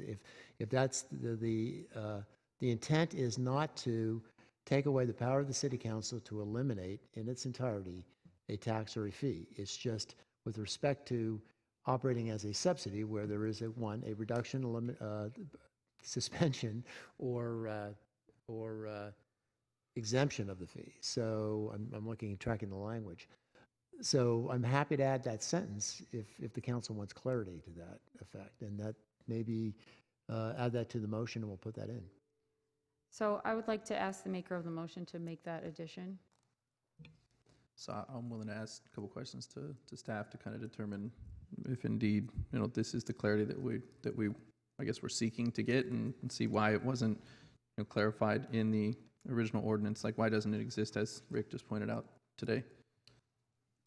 Yeah, I should probably, we drafted the ordinance. So it's my staff that drafts the ordinance. And so this is something that we have been working with staff on, but clearly that's how I understand the ordinance, and that's our intent. But I believe there were multiple parties involved in the negotiation of this, and so that's what I'm kind of curious about, whether it was your staff or the staff sitting here across from us, right? Is this clarity where, we have always been? And if there's no, contesting of that, and this is indeed the direction that we were looking for, it does appear potentially, in my mind, just a workaround if we were to either say, hey, we wanted to reduce a fee. Well, let's get around all of this by just saying, let's just eliminate it in total. And if ever, in the future, a council wants to add in a fee, well, then we'll just add it back in later on. So it seems like a bit of a workaround. And so I just, not being privy to being part of the negotiations, I am so if I at a could, loss. council member, so I've been part of these conversations here and there for sure. So I think what Rick describes is accurate. I think the premise behind the rules that we're talking about today are around the fact that if the city is some way contributing to the project, then these rules would apply, and whether that's in terms of land or giving money or a subsidy on our fees. I don't think it was ever intended to kind of disallow the city or prevent the city from kind of going through a process, what we do from time to time, where we restructure fees. Sometimes circumstances change where we kind of look at things differently, kind of across the board. And we actually do this on an annual basis through the fee process, where we bring forward recommendations to raise or lower fees, programmatically. And I don't think there was ever an intention to kind of include that aspect. It was more through this where we're contributing to individual projects or a type of project to make them happen. Councilmember, and I've just been given some information that clarifies and probably answers everybody's question. If you take a look at 1410-300 on page 10 of the draft ordinance, I don't know if you have it in front of you, but I'll read it. Let me take a second to get there first. Page 10 of the draft ordinance, 14.10.300, category reduction. And this deals with reductions. So it's reductions, elimination, suspension. A fee or tax reduction applied uniformly to all private construction projects throughout the city. That's citywide, which is what I was trying to get to. Within any of the 5 following general land use categories is not a subsidy in the residential, office, retail, research, development, or industrial. So I think that covers the concern that a citywide elimination, reduction doesn't apply. So I'm more comfortable with, And that reflects the agreement. and only because clearly, right, again, there was a lot of effort to get to this point. I'm comfortable with that language. It sounds like that might address exactly what you were saying should already have been in there, and it looks like it is. So does that address the concern? Yes, I appreciate that clarification. It just Thank you. wasn't in the definition of subsidy. It was in a different section. So. Later on in the document. Thank you. I still have concerns about this ordinance because I agree with Councilmember Camus. If we reduce a fee, even if we reduce it temporarily for whatever reason, I don't see that as a subsidy. I think, again, we have a vested interest in building as much housing as we can get built, given the severe shortage of housing units statewide and Bay Area-wide. So I don't think I can support this, even given that clarification. Thank you. Councilmember Perales? I'll rest my comments. Thanks. Councilmember Yep? Rick, I understand, or correct me if I'm wrong, but the definition of subsidy is defined by the state. Is that right? Or No, this is a definition that we have in our ordinance. We typically follow state law. State law is pretty broad, but we have our own definition in here specifically, again, getting to a contribution of land money or other financial assistance or the reduction, permanent suspension. so the council has the discretion to define our terms in our ordinances? Sure. So we could be having a debate about whether what is or is not a subsidy according to the. Well, this defined here. So this is your definition. The council has discretion to amend the it. ordinance. Yeah, at future times. Would you allow me to butt in, Please. Councilor Diep? Because I think I know that there is a state statutory mandate around disclosure, and I think the word subsidy is used in that statute, if I'm not mistaken. That's what I was referring to. Yeah, and so I know I've been often frustrated because I think the state definition is a bit overly broad. So I think that's what you're referring to. The reason why we kind of came up with this formulation is because essentially this is the language we agreed to at the negotiating table and then brought it back to council for approval. And Councilmember, there is subsidy language that requires triggers prevailing wage at a statewide level. This doesn't really deviate terribly from that, but it is our definition. Sure. I guess, I agree in principle with the idea that, if somebody receives a subsidy, there are certain demands or expectations that the city should abide by. I tend to agree with Councilmember David Camus that, when the city has a fee, we've had this discussion before at previous meetings. If you're going to a car lot and then you say, I'll reduce the cost of this car if you take it off the lot right now by like $2,000, you're not giving the party pocketing $2,000. You're just basically reducing the profit or your margin of profit. So I don't feel like that is a subsidy, but it seems like a moot point.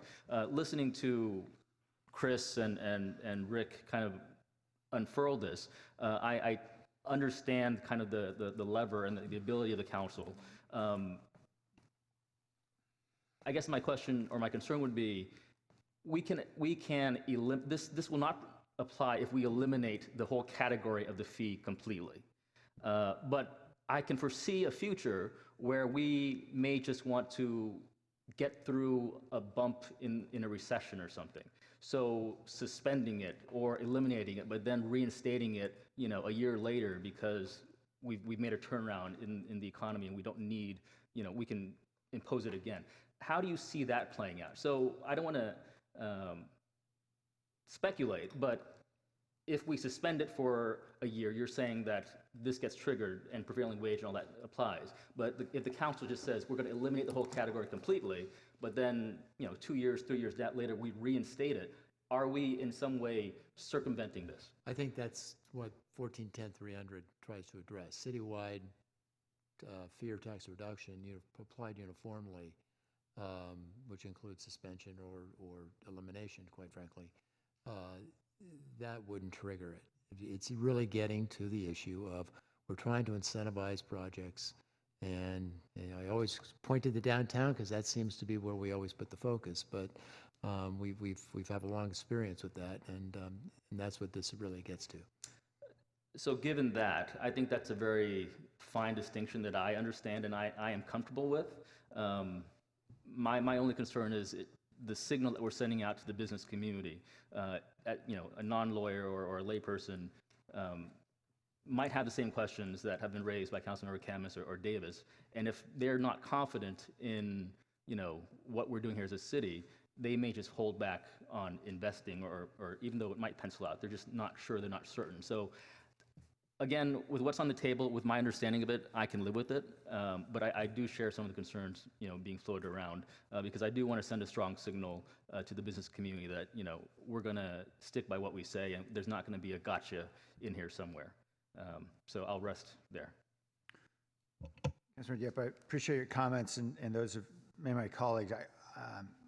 I too share the belief that if you're not getting anything built and you reduce a fee or a tax in order to get something built, I don't regard that as a subsidy.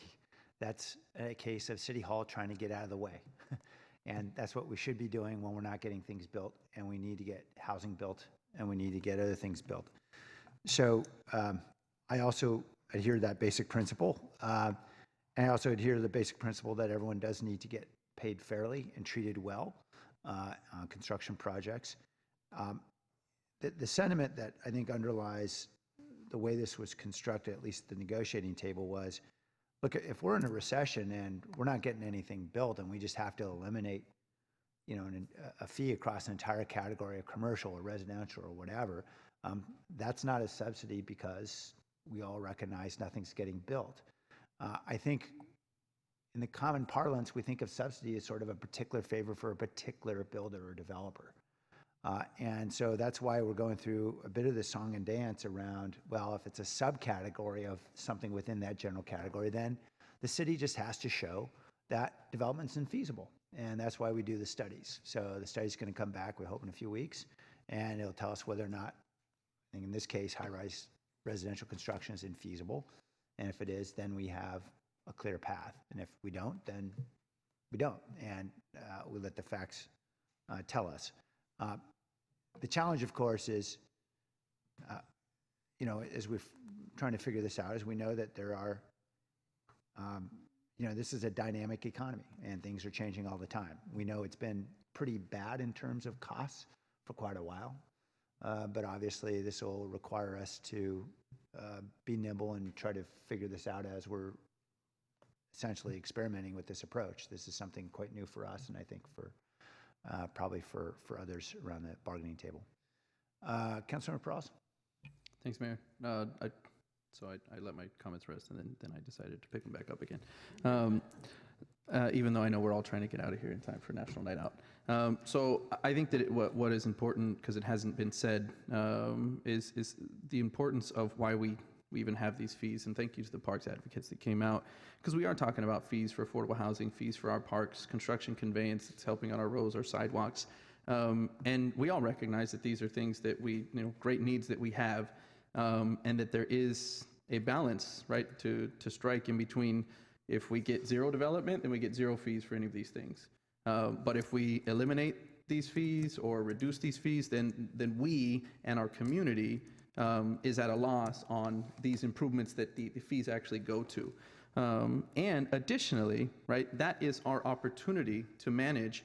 And if we are going to reduce fees, I think we're putting a value on these when we do place out specific projects for that. And that's what these workforce standards specifically speak to, is that value, right? And that we're not going to just, I think, sort of eliminate or rid of fees without actually balancing out what they mean and what their value is, and more importantly, as everybody kind of did say within their comments, at bare minimum standards, valuing a fair pay for the people that are working on these projects, that we may be eliminating or reducing the fees, the opportunities for apprenticeship and to have individuals that are underrepresented workers to be able to work on these projects.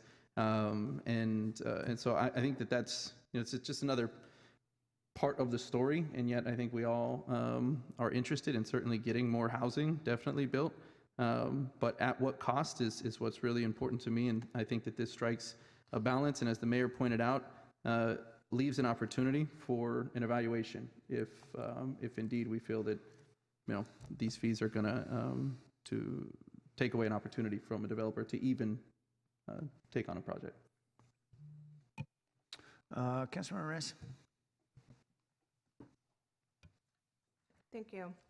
Well, I want to thank everyone who came to speak in support of the private development workforce standards, as well as those folks who continue to keep our parks in mind. So thank you all for being here. I also want to thank staff for getting us to this point. This is, I believe, like 4 years in the making, and there's a lot of really good work here. Is it perfect? Absolutely not. But this is an investment not only in private development, but this investment is in our workforce, and we can't have it both ways. We can't. I don't want to be in the middle of I don't want to stop development. I want to make sure we have housing, but I can't have it on the backs of our laborers and our working poor and our already homeless. So you can't have it both ways. Because the reality is that the majority of the housing that we are going to probably subsidize is not going to be for those folks and for the folks that are going to continue to be working poor. So I'm absolutely going to support this as it stands. I'm glad that there weren't any changes. Any changes just means a delay in this. And I think some of the questions were already answered, and if that's not sufficient, then that means that that wasn't the issue at hand anyways.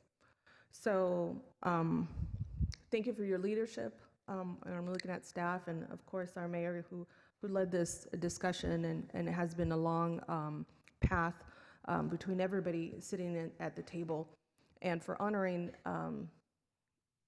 this agreement and finally having it come through. I'm really proud of this moment. So thank you. Thank you. Councilor Spartan? Yes, I'm going to be supporting the motion. We talk a lot about the needs around housing and the crisis around homelessness. One of the things we don't talk about very often is inflow. And inflow basically means that people can't afford to live here anymore. And we need to ensure that there are some standards around, pay and work, and create some opportunities for folks that need it. And I feel that this is a way to get there while still honoring our critical goals around housing in our community. So thank you to the mayor and to the city team, staff, for putting this together. Thank you. Thank you. All right, any other comment? Rick? Yeah, I'd be remiss if I didn't specifically acknowledge Glenn Swarsback and the work he did with working with Public Works and Economic Development, getting this out in July. It was a pretty good effort on the part of staff to get this thing done, and Glenn was part of that. Yeah, I want to echo that. Really want to thank the work of the city attorney's office in shaping this quickly, because I know we were all pushing hard to get to the finish line. Okay, other comments? All right, let's vote on the motion.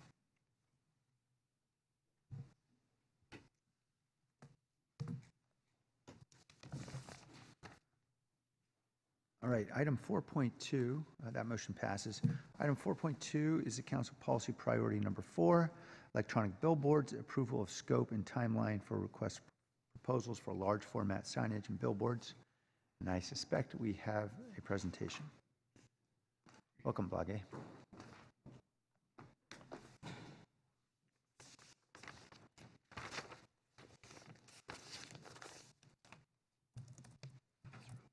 Okay, good afternoon, Mayor and Council. Blog is Law with the Office of Economic Development.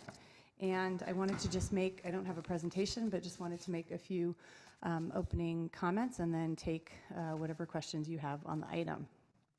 So the item you're considering today is approval of the parameters associated with requests for proposals for large format signage and billboards on city-owned property. Just as a matter of background, in September of 2018, Council approved amendments to the general plan, Council Policy 6.4, and Title 23 of the San Jose Muni Code to allow these signs on city-owned property as part of the first phase of a two-phase work plan. As part of that work, staff had evaluated over 1,000 sites.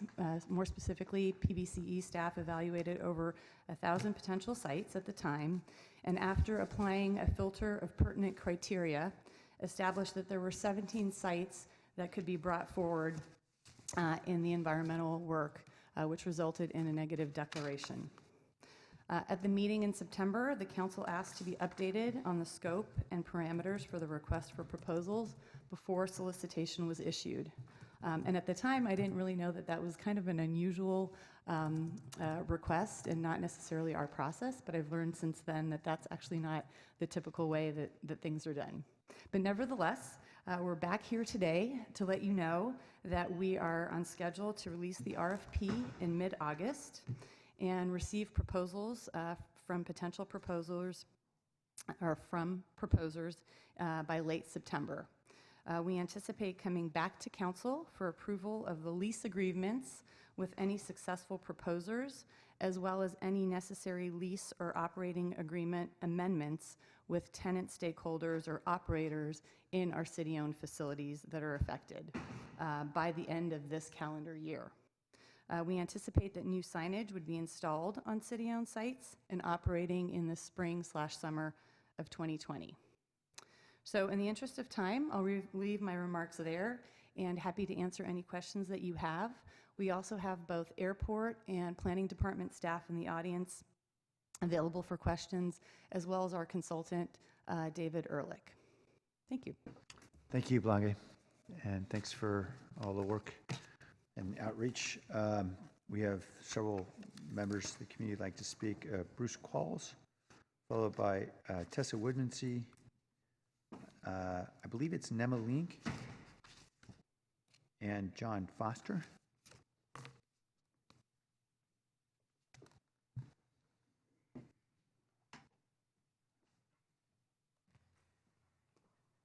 Good afternoon, Mayor, City Council. My name is Bruce Qualls. I'm in charge of Real Estate and Public Affairs for Clear Channel Outdoor for Northern California. Appreciate all the hard work Blog A and team have done on this over the past 4 years to bring it to this point in time. Really done an excellent job with that. Completely in favor with the process at this point with regard to the RFP component number 1. Those are the 17 sites that have been fully vetted and now narrowed down to a number fewer than that. Do have significant concerns about the second portion, about the alternative sites that can be proposed. We've provided a letter to you about that. Think a very small tweak to the process could make it more successful for the community, would receive the community benefits, et cetera. What we'd like to, what I'm concerned about is unintended consequences, that each entity in the industry could submit sites out of that 1,062. I'm not sure how many it could be, 40, 50, 60, or 10. And then from those sort of be sole sourced. So what we'd like to do is see that if there's a list that's created of alternative sites, that each of the entities out there could submit those sites to the city. You could look at them for a week or 2 weeks, vet them or not, but just create one list that everybody could bid on. In that circumstance, you'll know that you're going to at least have the opportunity for multiple bids per location and have a better opportunity to look at that competitive landscape and make a decision about what's going to be the best opportunity for the city. So, I mean, that's the primary concern with this. I think anything absent, having this sort of sole sourced or individually submitted and not having competition for them, I think that undermines some of the greatest potential benefits you get from this. So that's what we'd like to see incorporated into this. Thank you, sir. Thank you. Ms. Woodmansey, welcome. Okay. Well, potential benefits from advertising. We have to declare a war on capitalism. That is our problem. It's capitalistic propaganda. And you guys are going ahead with these electronic billboards. I mean, this is why we are in the jaws of destruction. And we need to end capitalism and declare a climate emergency. And what it means, Mayor Liccardo, declaring a climate emergency, is we stop thinking about economics. We stop thinking about politics. We stop thinking about religion. And we only think about biology, physics, and engineering. And what the science is telling us is that we have 10 years to reduce our emissions, which is our greenhouse gases, our pollution, our cars, our planes, our trains, our movement of goods. In 10 years, that all has to stop, okay? So we have a lot of work to do, and you guys are focusing on billboards, which are visual pollution, and we are having trouble. We are having an air apocalypse. We are having a noise Armageddon, and visual pollution is part of it. And when he talks about community benefits, there are no community benefits for advertising where we should go and spend and go. And they're so worried about the guns, because now they're worried that capitalism might be shaking in its boots, because people don't want to go out anymore. They're not going to listen to the propaganda to go out to the Gilroy Garlic Festival or any of the other million things you're going to advertise on your billboards, because we need to stay home. So in some ways it's the best thing, because we need to stop driving, stop flying, stay home, and build resilient communities by growing our own food. And that's where we need to be at. And you had signs in downtown about creating Thank you, Ms. neighborhoods. Whitminster. Thank you. Nema Link, welcome, sir.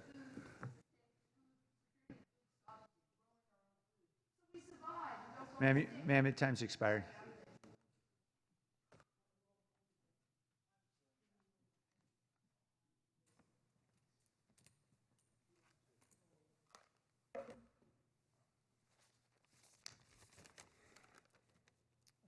Hello, Mayor, Vice Mayor, and council members. Thank you for having me. I'm with Becker Boards. We're an independent billboard company, small company, relatively. I understand the main intentions of this RFP are some of the main intentions are to increase revenue for the city and perhaps more importantly, to reduce blight in the city. I feel that the current RFP can be improved to maximize revenue and maximize blight reduction.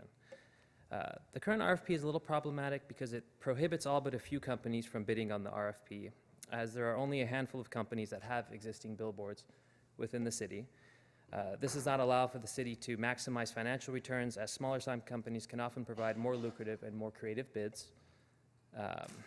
The current RFP also does not have any parameters in place to maximize blight reduction.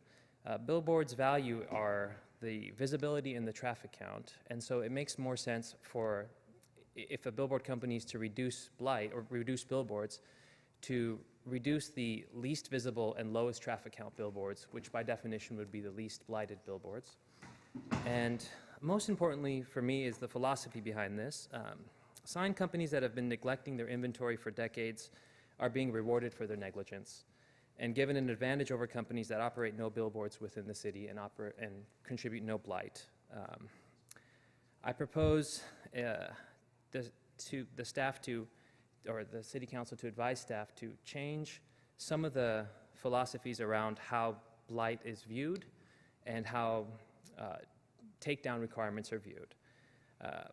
Perhaps if a company having existing billboards within the city contributes to blight and is considered a demerit in the bidding process, and implement a tier-based system for determining a company's existing blight contribution based on the number of billboards they operate, then a company's blight contribution can be reduced and their merit increased by the company removing billboards.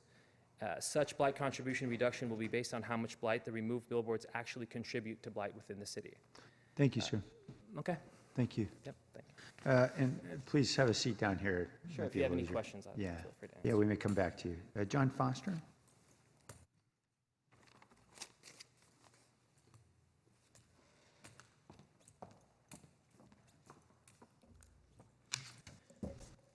Good afternoon, Mayor, council members, and staff. I'm John Foster, and I'm here to speak on behalf of Outfront Foster Interstate. We are in support of staff's recommendation for a concurrent RFP process, one for downtown displays, one for freeway-oriented signs in connection with takedowns and alternative site identification. We believe that in the interest of time and in order to create a level playing field for competition, that each respondent to the RFP for the freeway-oriented sign should be responsible for performing its own due diligence and site selection for consideration by the city, and do so on maximum benefit to the city. And that's basically what I'm here to say. So we're thrilled and appreciative that the staff has brought things to this point in time, and we look forward to an opportunity to hopefully partner with the city through a competitive procurement process. Thank you, sir. Thank you. Thanks to all the members of the community came forward. I just wanted to follow up, Lage, on a suggestion of Mr. Qualls, and I know we're not voting on this today, but about the next steps. And he seemed to suggest that perhaps the process that we have in mind for this phase 2 is one that might lead to situations where you have essentially a solo bidder on a single site. Are we planning to incorporate a separate competitive bid process on each site in the way that he suggested, or in some other way? So do you mean Mr. Link? I'm sorry, forgive me, no, the first speaker from Clear Channel. Okay. Yeah. So with respect to the Clear Channel letter, that phase 2 will actually be on privately owned property. Right. So there will be no city RFP for that phase. So in this phase, the council could direct us to do what Mr. Qualls and Clear Channel propose.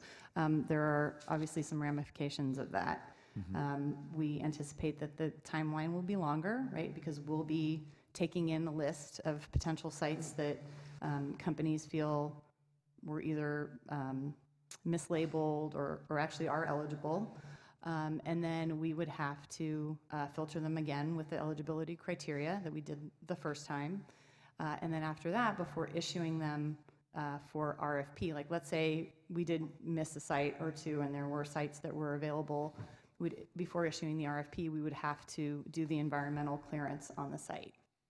And so staff's interpretation of the direction that we got in September is that we wanted to leave it open, that there could potentially be, council said, you know, if there are alternative sites, we want to leave that open, but it will be on the proposers to do the environmental work and do all the legwork associated with that. And so in this new proposal, it kind of turns the tables on that, and it's back to the city to do the environmental clearance before putting those new sites out for RFP. Okay. Mr. Qualls, I see you shaking your hand. You want to come on down and see if you want to clarify. I may have misconstrued your question. I'd just like to see if at least we could have a clear view of the landscape here. Thank you very much. I may have misconstrued. The way we interpreted the memo was that the additional alternative sites that could be proposed would be from the cache of locations that are city-owned properties. So of the initial 1,062, say, that had already been vetted and precluded. That's our understanding. So if some of those are reopened to bidding, all entities should do their own CEQA analysis on that. No qualms about that whatsoever. But all entities should have the opportunity to bid on those that pass muster with you. So if there's 10 that you want to open up, we should be competing with all the other entities for that. And then you should select from those the best one. And then whoever prevails pays for the CEQA analysis. Okay. Thank you. I think we're all on the same page. Is that right? Okay. Well, and I'm happy to have planning staff come down, but basically of the 1,062 sites that we originally started from, planning staff did their vetting at that time, and so staff doesn't anticipate that any of those sites is actually an eligible site. Right. If those sites were eligible, they were filtered through a number of criteria, and if those sites were eligible, they would have been brought forward as part of the sites originally cleared. Okay, clear enough. So when we're talking about alternative sites, staff's interpretation is that perhaps there's a site somewhere that was missed, and that the proposers have some different information that they would put forward, and then staff would then filter it through that criteria.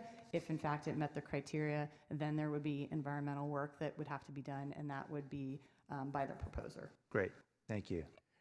And I would concur with that. I mean, because in our analysis of the other sites, we could see all the reasons why they would not have been made past muster. We could see all that. But if there are others that are identified by any other entity that fit within what you would like to see, we'd just like for that opportunity for everybody to have a chance to bid on that so that you can select among multiple bidders for that. So whatever process that you think makes that occur, that's what we'd like to see, and that's what we think is best for the community. Thank you, sir. Thank you. And then finally, with regard to Mr. Link's comments, my understanding, if a non-incumbent company is seeking to try to find ways to satisfy the requirement to take down existing billboards, I assume they just need to contract with an incumbent company and pay them to end their lease. Is that essentially it? So I can't comment on kind of the specifics of the industry. Those two gentlemen probably know better than I. But just a reminder, for this RFP, we have 10 sites that are city-owned sites that are presumably going to be building-mounted proposals. And in that select site RFP, there is no takedown requirement. There's no takedown. The takedown requirement is only in the alternative site RFP. I got it. And for this, we have 2 available sites. So there is not, yes, it's true, if you're not able to take down, you're going to have to make some other arrangements to participate. Right. But there's only 2 sites. So this potentially becomes more of a conversation piece when the Phase 2 analysis is done, and when we're talking about Phase 2 policy that would be on privately owned property. Thank you for clarifying. Sure. That certainly straightens out my own misconceptions. Okay, Councilmember Pross. Thanks, Mayor. And I had checked in, Blage, thank you, ahead of time to kind of determine the procedural change that Clear Channel was looking for. And if you can let everybody know here, the understanding was that could add anywhere from 6 to 12 months to the process to do what we were just talking about. It could. It really just depends on if sites are found, and then you go from there. And that's obviously with staff having already vetted out, a number of sites, right? And determining that where we've narrowed it down to. So we've sort of said, hey, we think it's unlikely that you're going to find something else, but if you can, by all means, you're sort of on your own in doing that. And I support the staff direction moving forward, and I don't necessarily support anything else that might delay it another 6 to 12 months. Considering, and I wrote this in the memo, and I'd like to move the joint memo I signed with Councilmember or Vice Mayor Jones and Councilmember Arenas, that we've been working on this for 4 years already. And so I want to thank you for the work that you put in, and really look forward to this moving forward, and then getting into the next phase as well. So that was my motion. Councilmember Camus? Yes, actually, thank you, Mayor, for asking several of the questions that I intended to ask. You did mention something about if the companies that don't have existing billboards wanted to participate in the private sector RFP, the ones that they are required to eliminate billboards. What are the you said something, that other arrangements, the words that you said, other arrangements would have to be made. What would they be? I mean. So I don't know what those are. I guess I was just saying that if there will be no RFP for the privately owned properties, right? So companies will just approach private property owners that do or don't have, eligible sites, and they'll do agreements between them. So what I was saying is that if we, as a city, are going to continue to require the takedown ratio, then they'll have to figure out how they could fulfill that takedown ratio without actually owning the billboards that are currently on the sites. So that's all I was saying. I have a kind of a convoluted question in regards to the takedown. A lot of these billboard companies probably have lease agreements that last a long time on these small billboards that they intend to take down the billboards. Would the owners of the properties that are losing the revenues have any recourse to the city for losing the continued revenues from those billboard? I think that's a question for Rick. Let's be clear. Today we're talking about publicly owned land and billboards on publicly owned land. Yeah. That's what the RFP addresses. In that capacity, we are in a proprietary role. And so the city's function is we are, like any property owner, trying to market the property. On the private property side, that's coming down later. Okay. We'll be in a regulatory role in that function. As regulators, there are concerns in terms of if we overstep our bounds and interfere with a contract, interfere with a lease, that might impact revenues to be received by a landowner. If that were the case, that is a potential issue. But I don't think we envision that. I mean, I think what Blage is saying is that to the extent you've got companies trying to vie for a site on private property, and again, this will come further down the road, they've got to negotiate with either the existing billboard company and or the landowner on terms of an agreement. Okay, and maybe that indemnifying us should be part of the process. Anyway. Well, I don't know if we can require that, but we'll come back with, again, we're regulators and we have to, especially when you get into First Amendment activity, which billboards are, we're in a little bit different role. Okay, I'm going to support the current motion because I think this process has taken a while already, and I appreciate all the work that the staff has gone through to eliminate everything and come up with the current RFP that we have. All right, Councilmember Rennes. Thank you. I'm also going to support the motion on the floor. I seconded it, although I think it might go to Vice Mayor, that second. I just want to say thank you for getting us here. When I first came on board, we were talking about a clean energy department and billboards, and now we have a clean energy department, but we still don't have this billboard ordinance set up. And I'm always happy to support something that will create revenue for the city, and as we always will need it through good times and bad, and we're certainly going through some really good times, but I appreciate all the support and the work that you're doing to get additional revenue set up for us. My question is about the second RFP. How will you deal, or how are you going to manage this second RFP to create more transparency?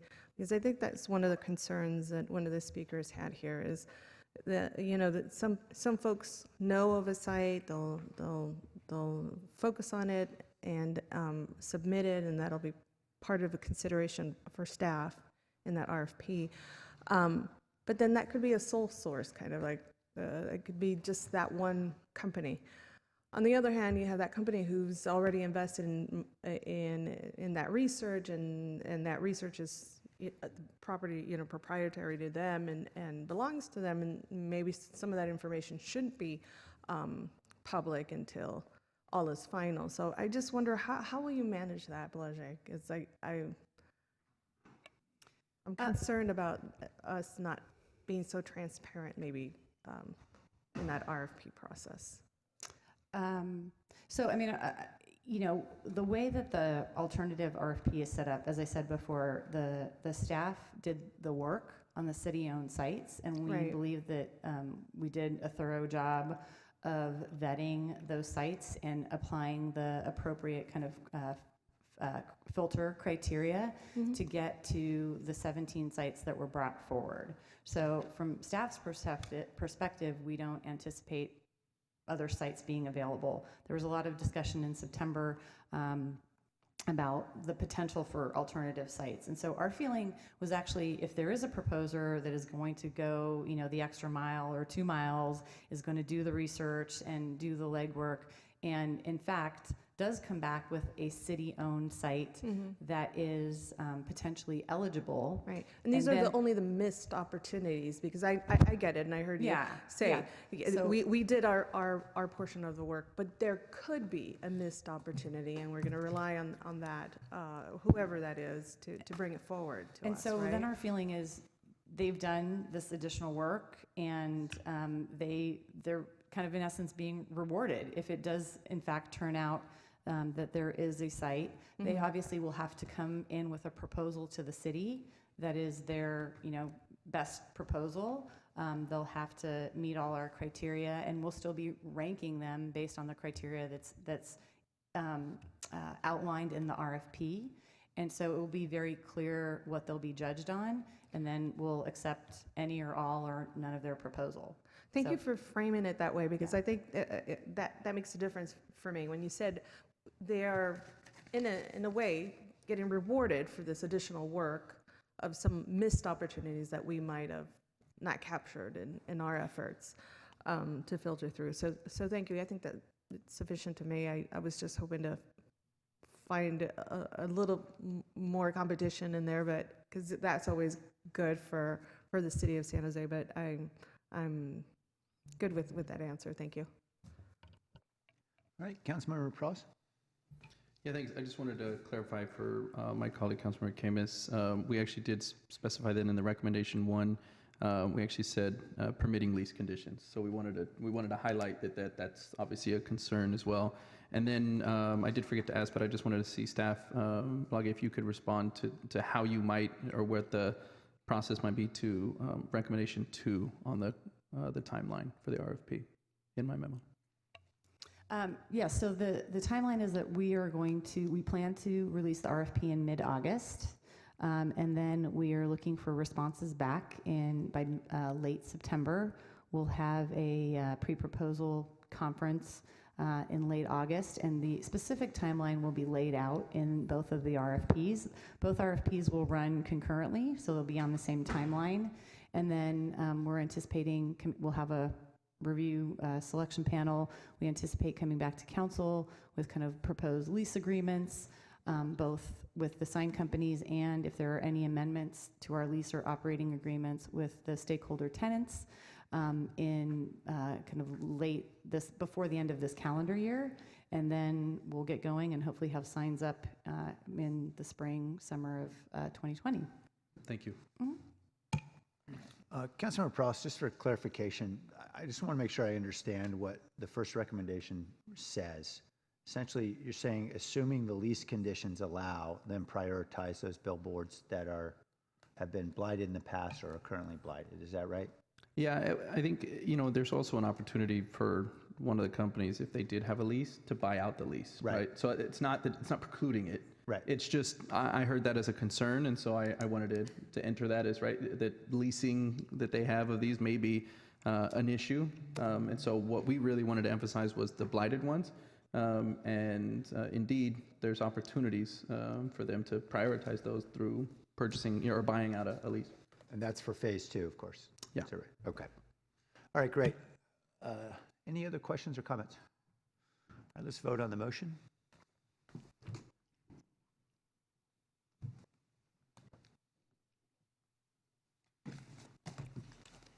All right, that's unanimous.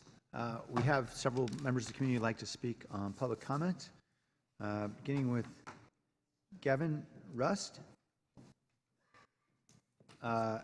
Tessa Woodmansee, Allegra Watson, Ian Barragan, and Ray Perez.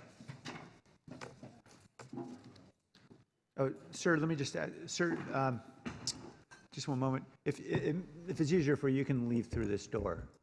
Oh, you got your stuff up there. Okay, got it. Okay. Welcome. May I start? Yeah, you can. All right, thank you. Yeah, everyone gets 2 minutes. All right. So my name is Gavin Rust. I go to school at Hoover Middle School, located at 1635 Park Avenue, ladies and gentlemen. I know Councilmember Davis is nodding. Her son goes there with me. Anyway, but no, so I'm here to represent the youth of the Silicon Valley when I say this. There are many people that are here. Well, there's a good amount of people that are here about the 76 Ray Street project. As many of you know, located at 76 Ray Street is the Middlebrook Garden Center. Now, I got to ask you guys, you know, we are the capital of the Silicon Valley, correct? We are. So the thing is we have room for a lot more innovation in this garden. What we are proving when it comes to our innovation is we are teaching us how to grow our own food the right way. We are helping to solve our climate crisis, which we have, and we are also helping at the same time to provide a better future for people my age. I'm 13 years old. And the thing is, with our climate change issue, I'm going to be suffering the consequences if we don't do this right.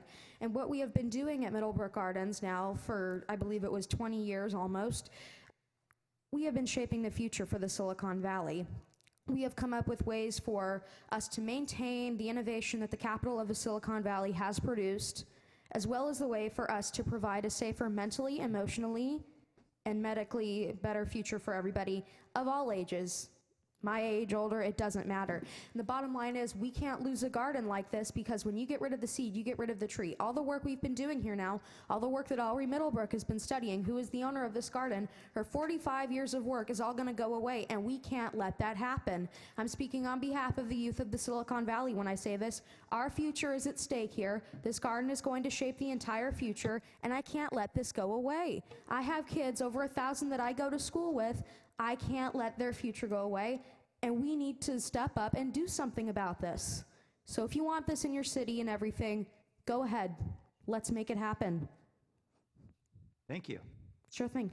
Yeah, and the filing deadline for council elections, by the way, is just a couple of months away. Yeah, impressive, yeah. Ms. Woodmansee.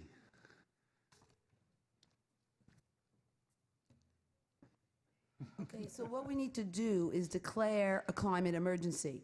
You know, the kids were here, the people were here a couple of Fridays ago, laying their bodies down.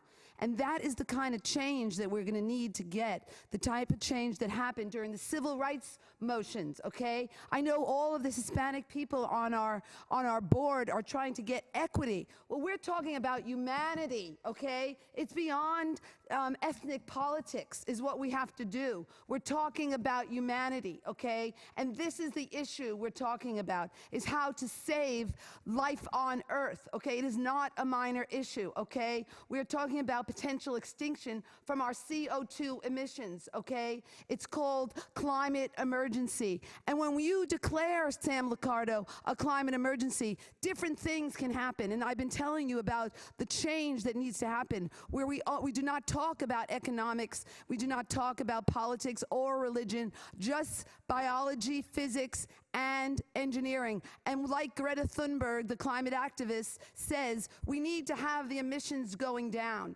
That is our job, is to have the emissions going down. And that's what you can do when you declare a climate emergency. You create a climate action team of climate scientists, and then we create policies that reduce our emissions. And we do the radical change that needs to happen. And we stop everything about capitalism and property rights has got to change, because you have got to be the leader as a government to protect our quality of life. That is your job, is to protect us from harm. And right now, lots of harm is in the pipeline for all of humanity. And when my son and Gavin just said, they are going to have to face massive human suffering. And not only that, that's the climate emergency. And we have seen it on the television and on the news, all the climate emergency. But what we're talking about is ecological collapse too. And that's where all of us are at risk. And we have to start rebuilding our communities based on food security and food sovereignty and a resilient neighborhood. And that's what your sign said on 2nd Street or wherever it was. Thank you, Ms. Woodmansee. Thank you. Allegra Watson? Welcome. Hello, can I request that Alri Middlebrook go first? She has a speaker card Okay. as well. Come on up, Alri.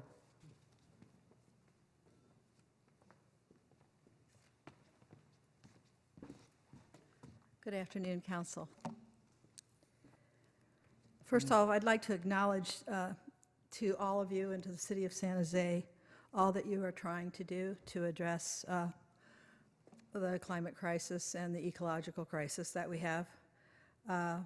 We've been looking at the Climate Smart Action Plan, our group has, and I know that this is a public comment area and it's not official, but we would like to ask for a study session or have the opportunity to ask for a study session, you know, in the right forum, to actually study eco-villages and agrihoods, especially the agrihood being a regenerative organic agricultural farm. And that looking at that in the city of San Jose as a model for sustainability, that would move us maybe a little faster to actually having our community make an impact globally. So one is ask for a study session. Other cities and towns, I've been involved with the Santa Clara agrihood for a number of years, and Santa Clara is doing something. I'm also involved with the city of Sunnyvale. Sunnyvale's doing something in terms of urban agriculture. So as far as our center goes, we've started an eco hub at Ray Street, and we're going to be partnering with community colleges that can utilize and help preserve the many resources at Ray Street that we've created over the last 20 years.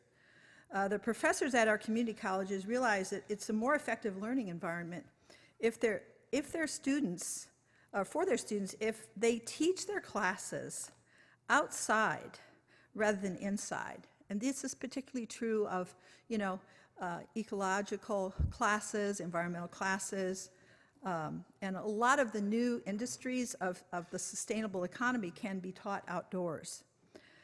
We are actively in conversation with San Jose City College, Evergreen College, and West Valley College. We have a lot to offer in this time of climate crisis and ecological collapse. We've had a great impact on lowering our surrounding neighborhood's carbon footprint and have actively addressed many items in the general plan that aren't necessarily addressed in the Climate Smart Plan that we could take action on. And I want to say that our work is really driven by youth. And we would like to know how San Jose's youth and the county youth could actually be more involved in bringing some of the general plan goals. Ms. Middlebrook, could I ask you to wrap it up? I'm sorry. Okay. A bit over time. Thank you for your time. Okay, thank you. Yes. All right, Ms. Watson?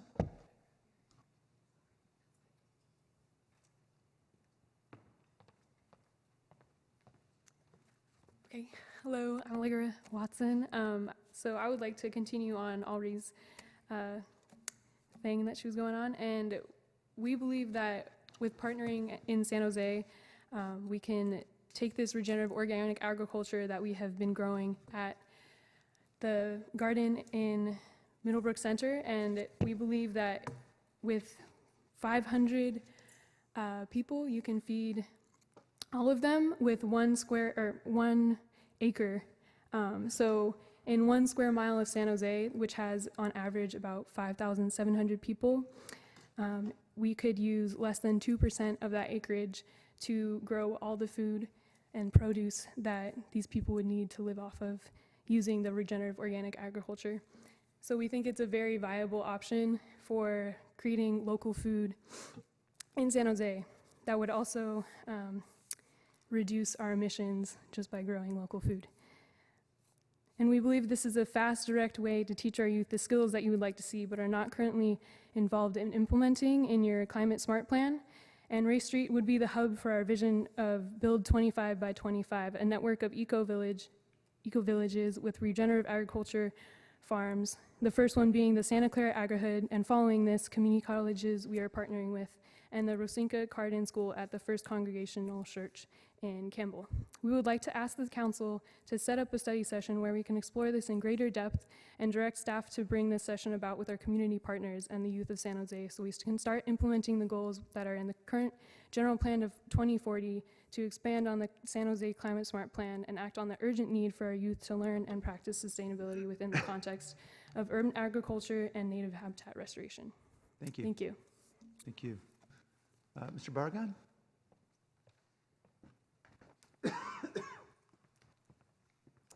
Good evening, Council. My name is Ian A. Barragan. I am a student of architecture with West Valley College, and I just started an internship with Alri actually just 2 weeks ago.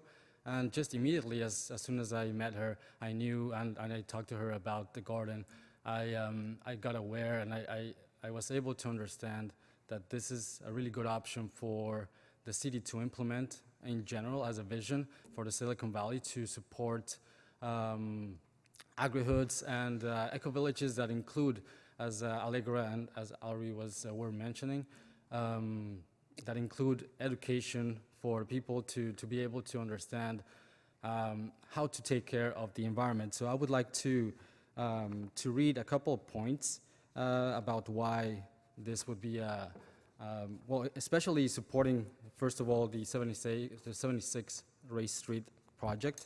So it's about making a thriving community and a thriving land use, which would have a diverse and innovative economy, which would have cultural attractions, cultural resource, and an innovative food system in which you could control environment, agricultural systems, grow foods, also involve students from the whole city into the design of this eco hubs. Also, the garden contains a biogas converter that can turn wood waste into methane gas to power cooking appliances. And our institutional partners and their students could partner with San Jose to create more biogas energy systems and reduce costs of energy use and waste management. And in terms of public awareness, which is also, it's really important to engage the public, and especially at this point in time in which community and the sense of community is kind of falling apart, in the sense that people just maybe focus on their lives and don't engage in community action. It's important to have these hubs in which they can share how it will work. Thank you, sir. Thank you. All right. Mr. Perez?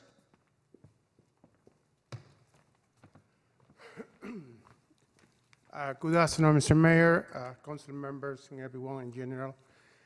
I'm focusing today in the creation of the affordable housing resources. Now, I always believe, when we have a demand of housing, which is getting more expensive than ever, my first question is how not to hit the people, pockets. We spend a lot of money in rent, and also we spend a lot of money, try to keep up with those salaries and the expenses.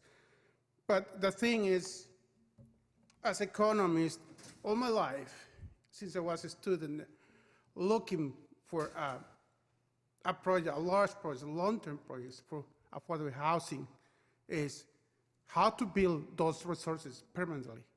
It means, we have corporations, we have a property real taxes we can afford, whether we sell or when we buy.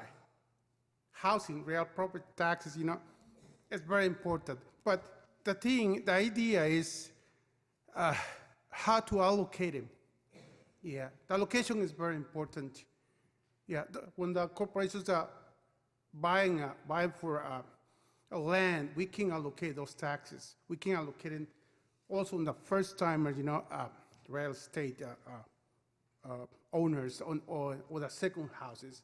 We can allocate in anywhere, but as long when we take, a big long-term project housing, affordable housing for a big bond, we had to rematch.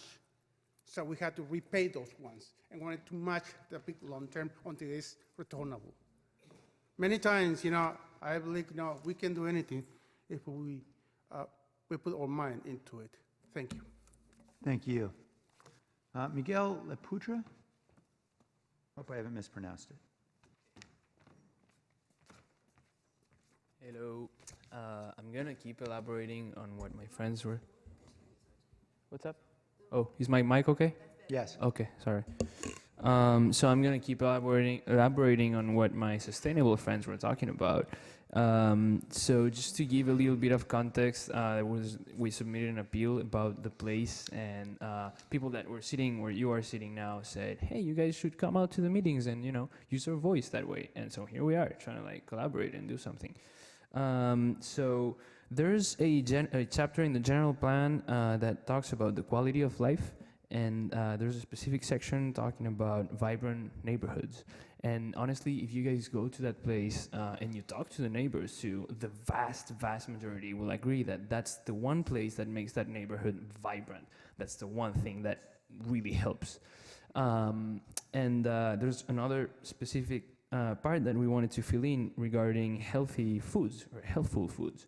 And again, the same thing. I make my salads out of that place.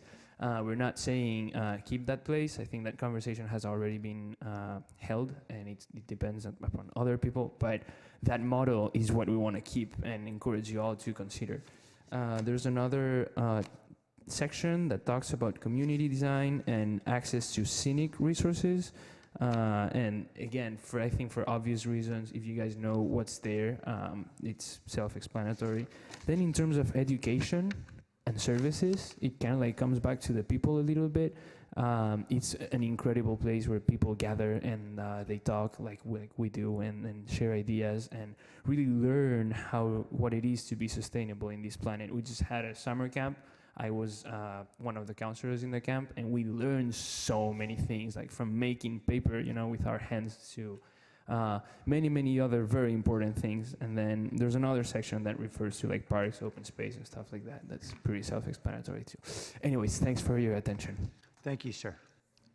All right, the meeting's adjourned, but Ms. Millbrook, I'd be happy to talk to you after the meeting. You've got a great set of advocates, by the way.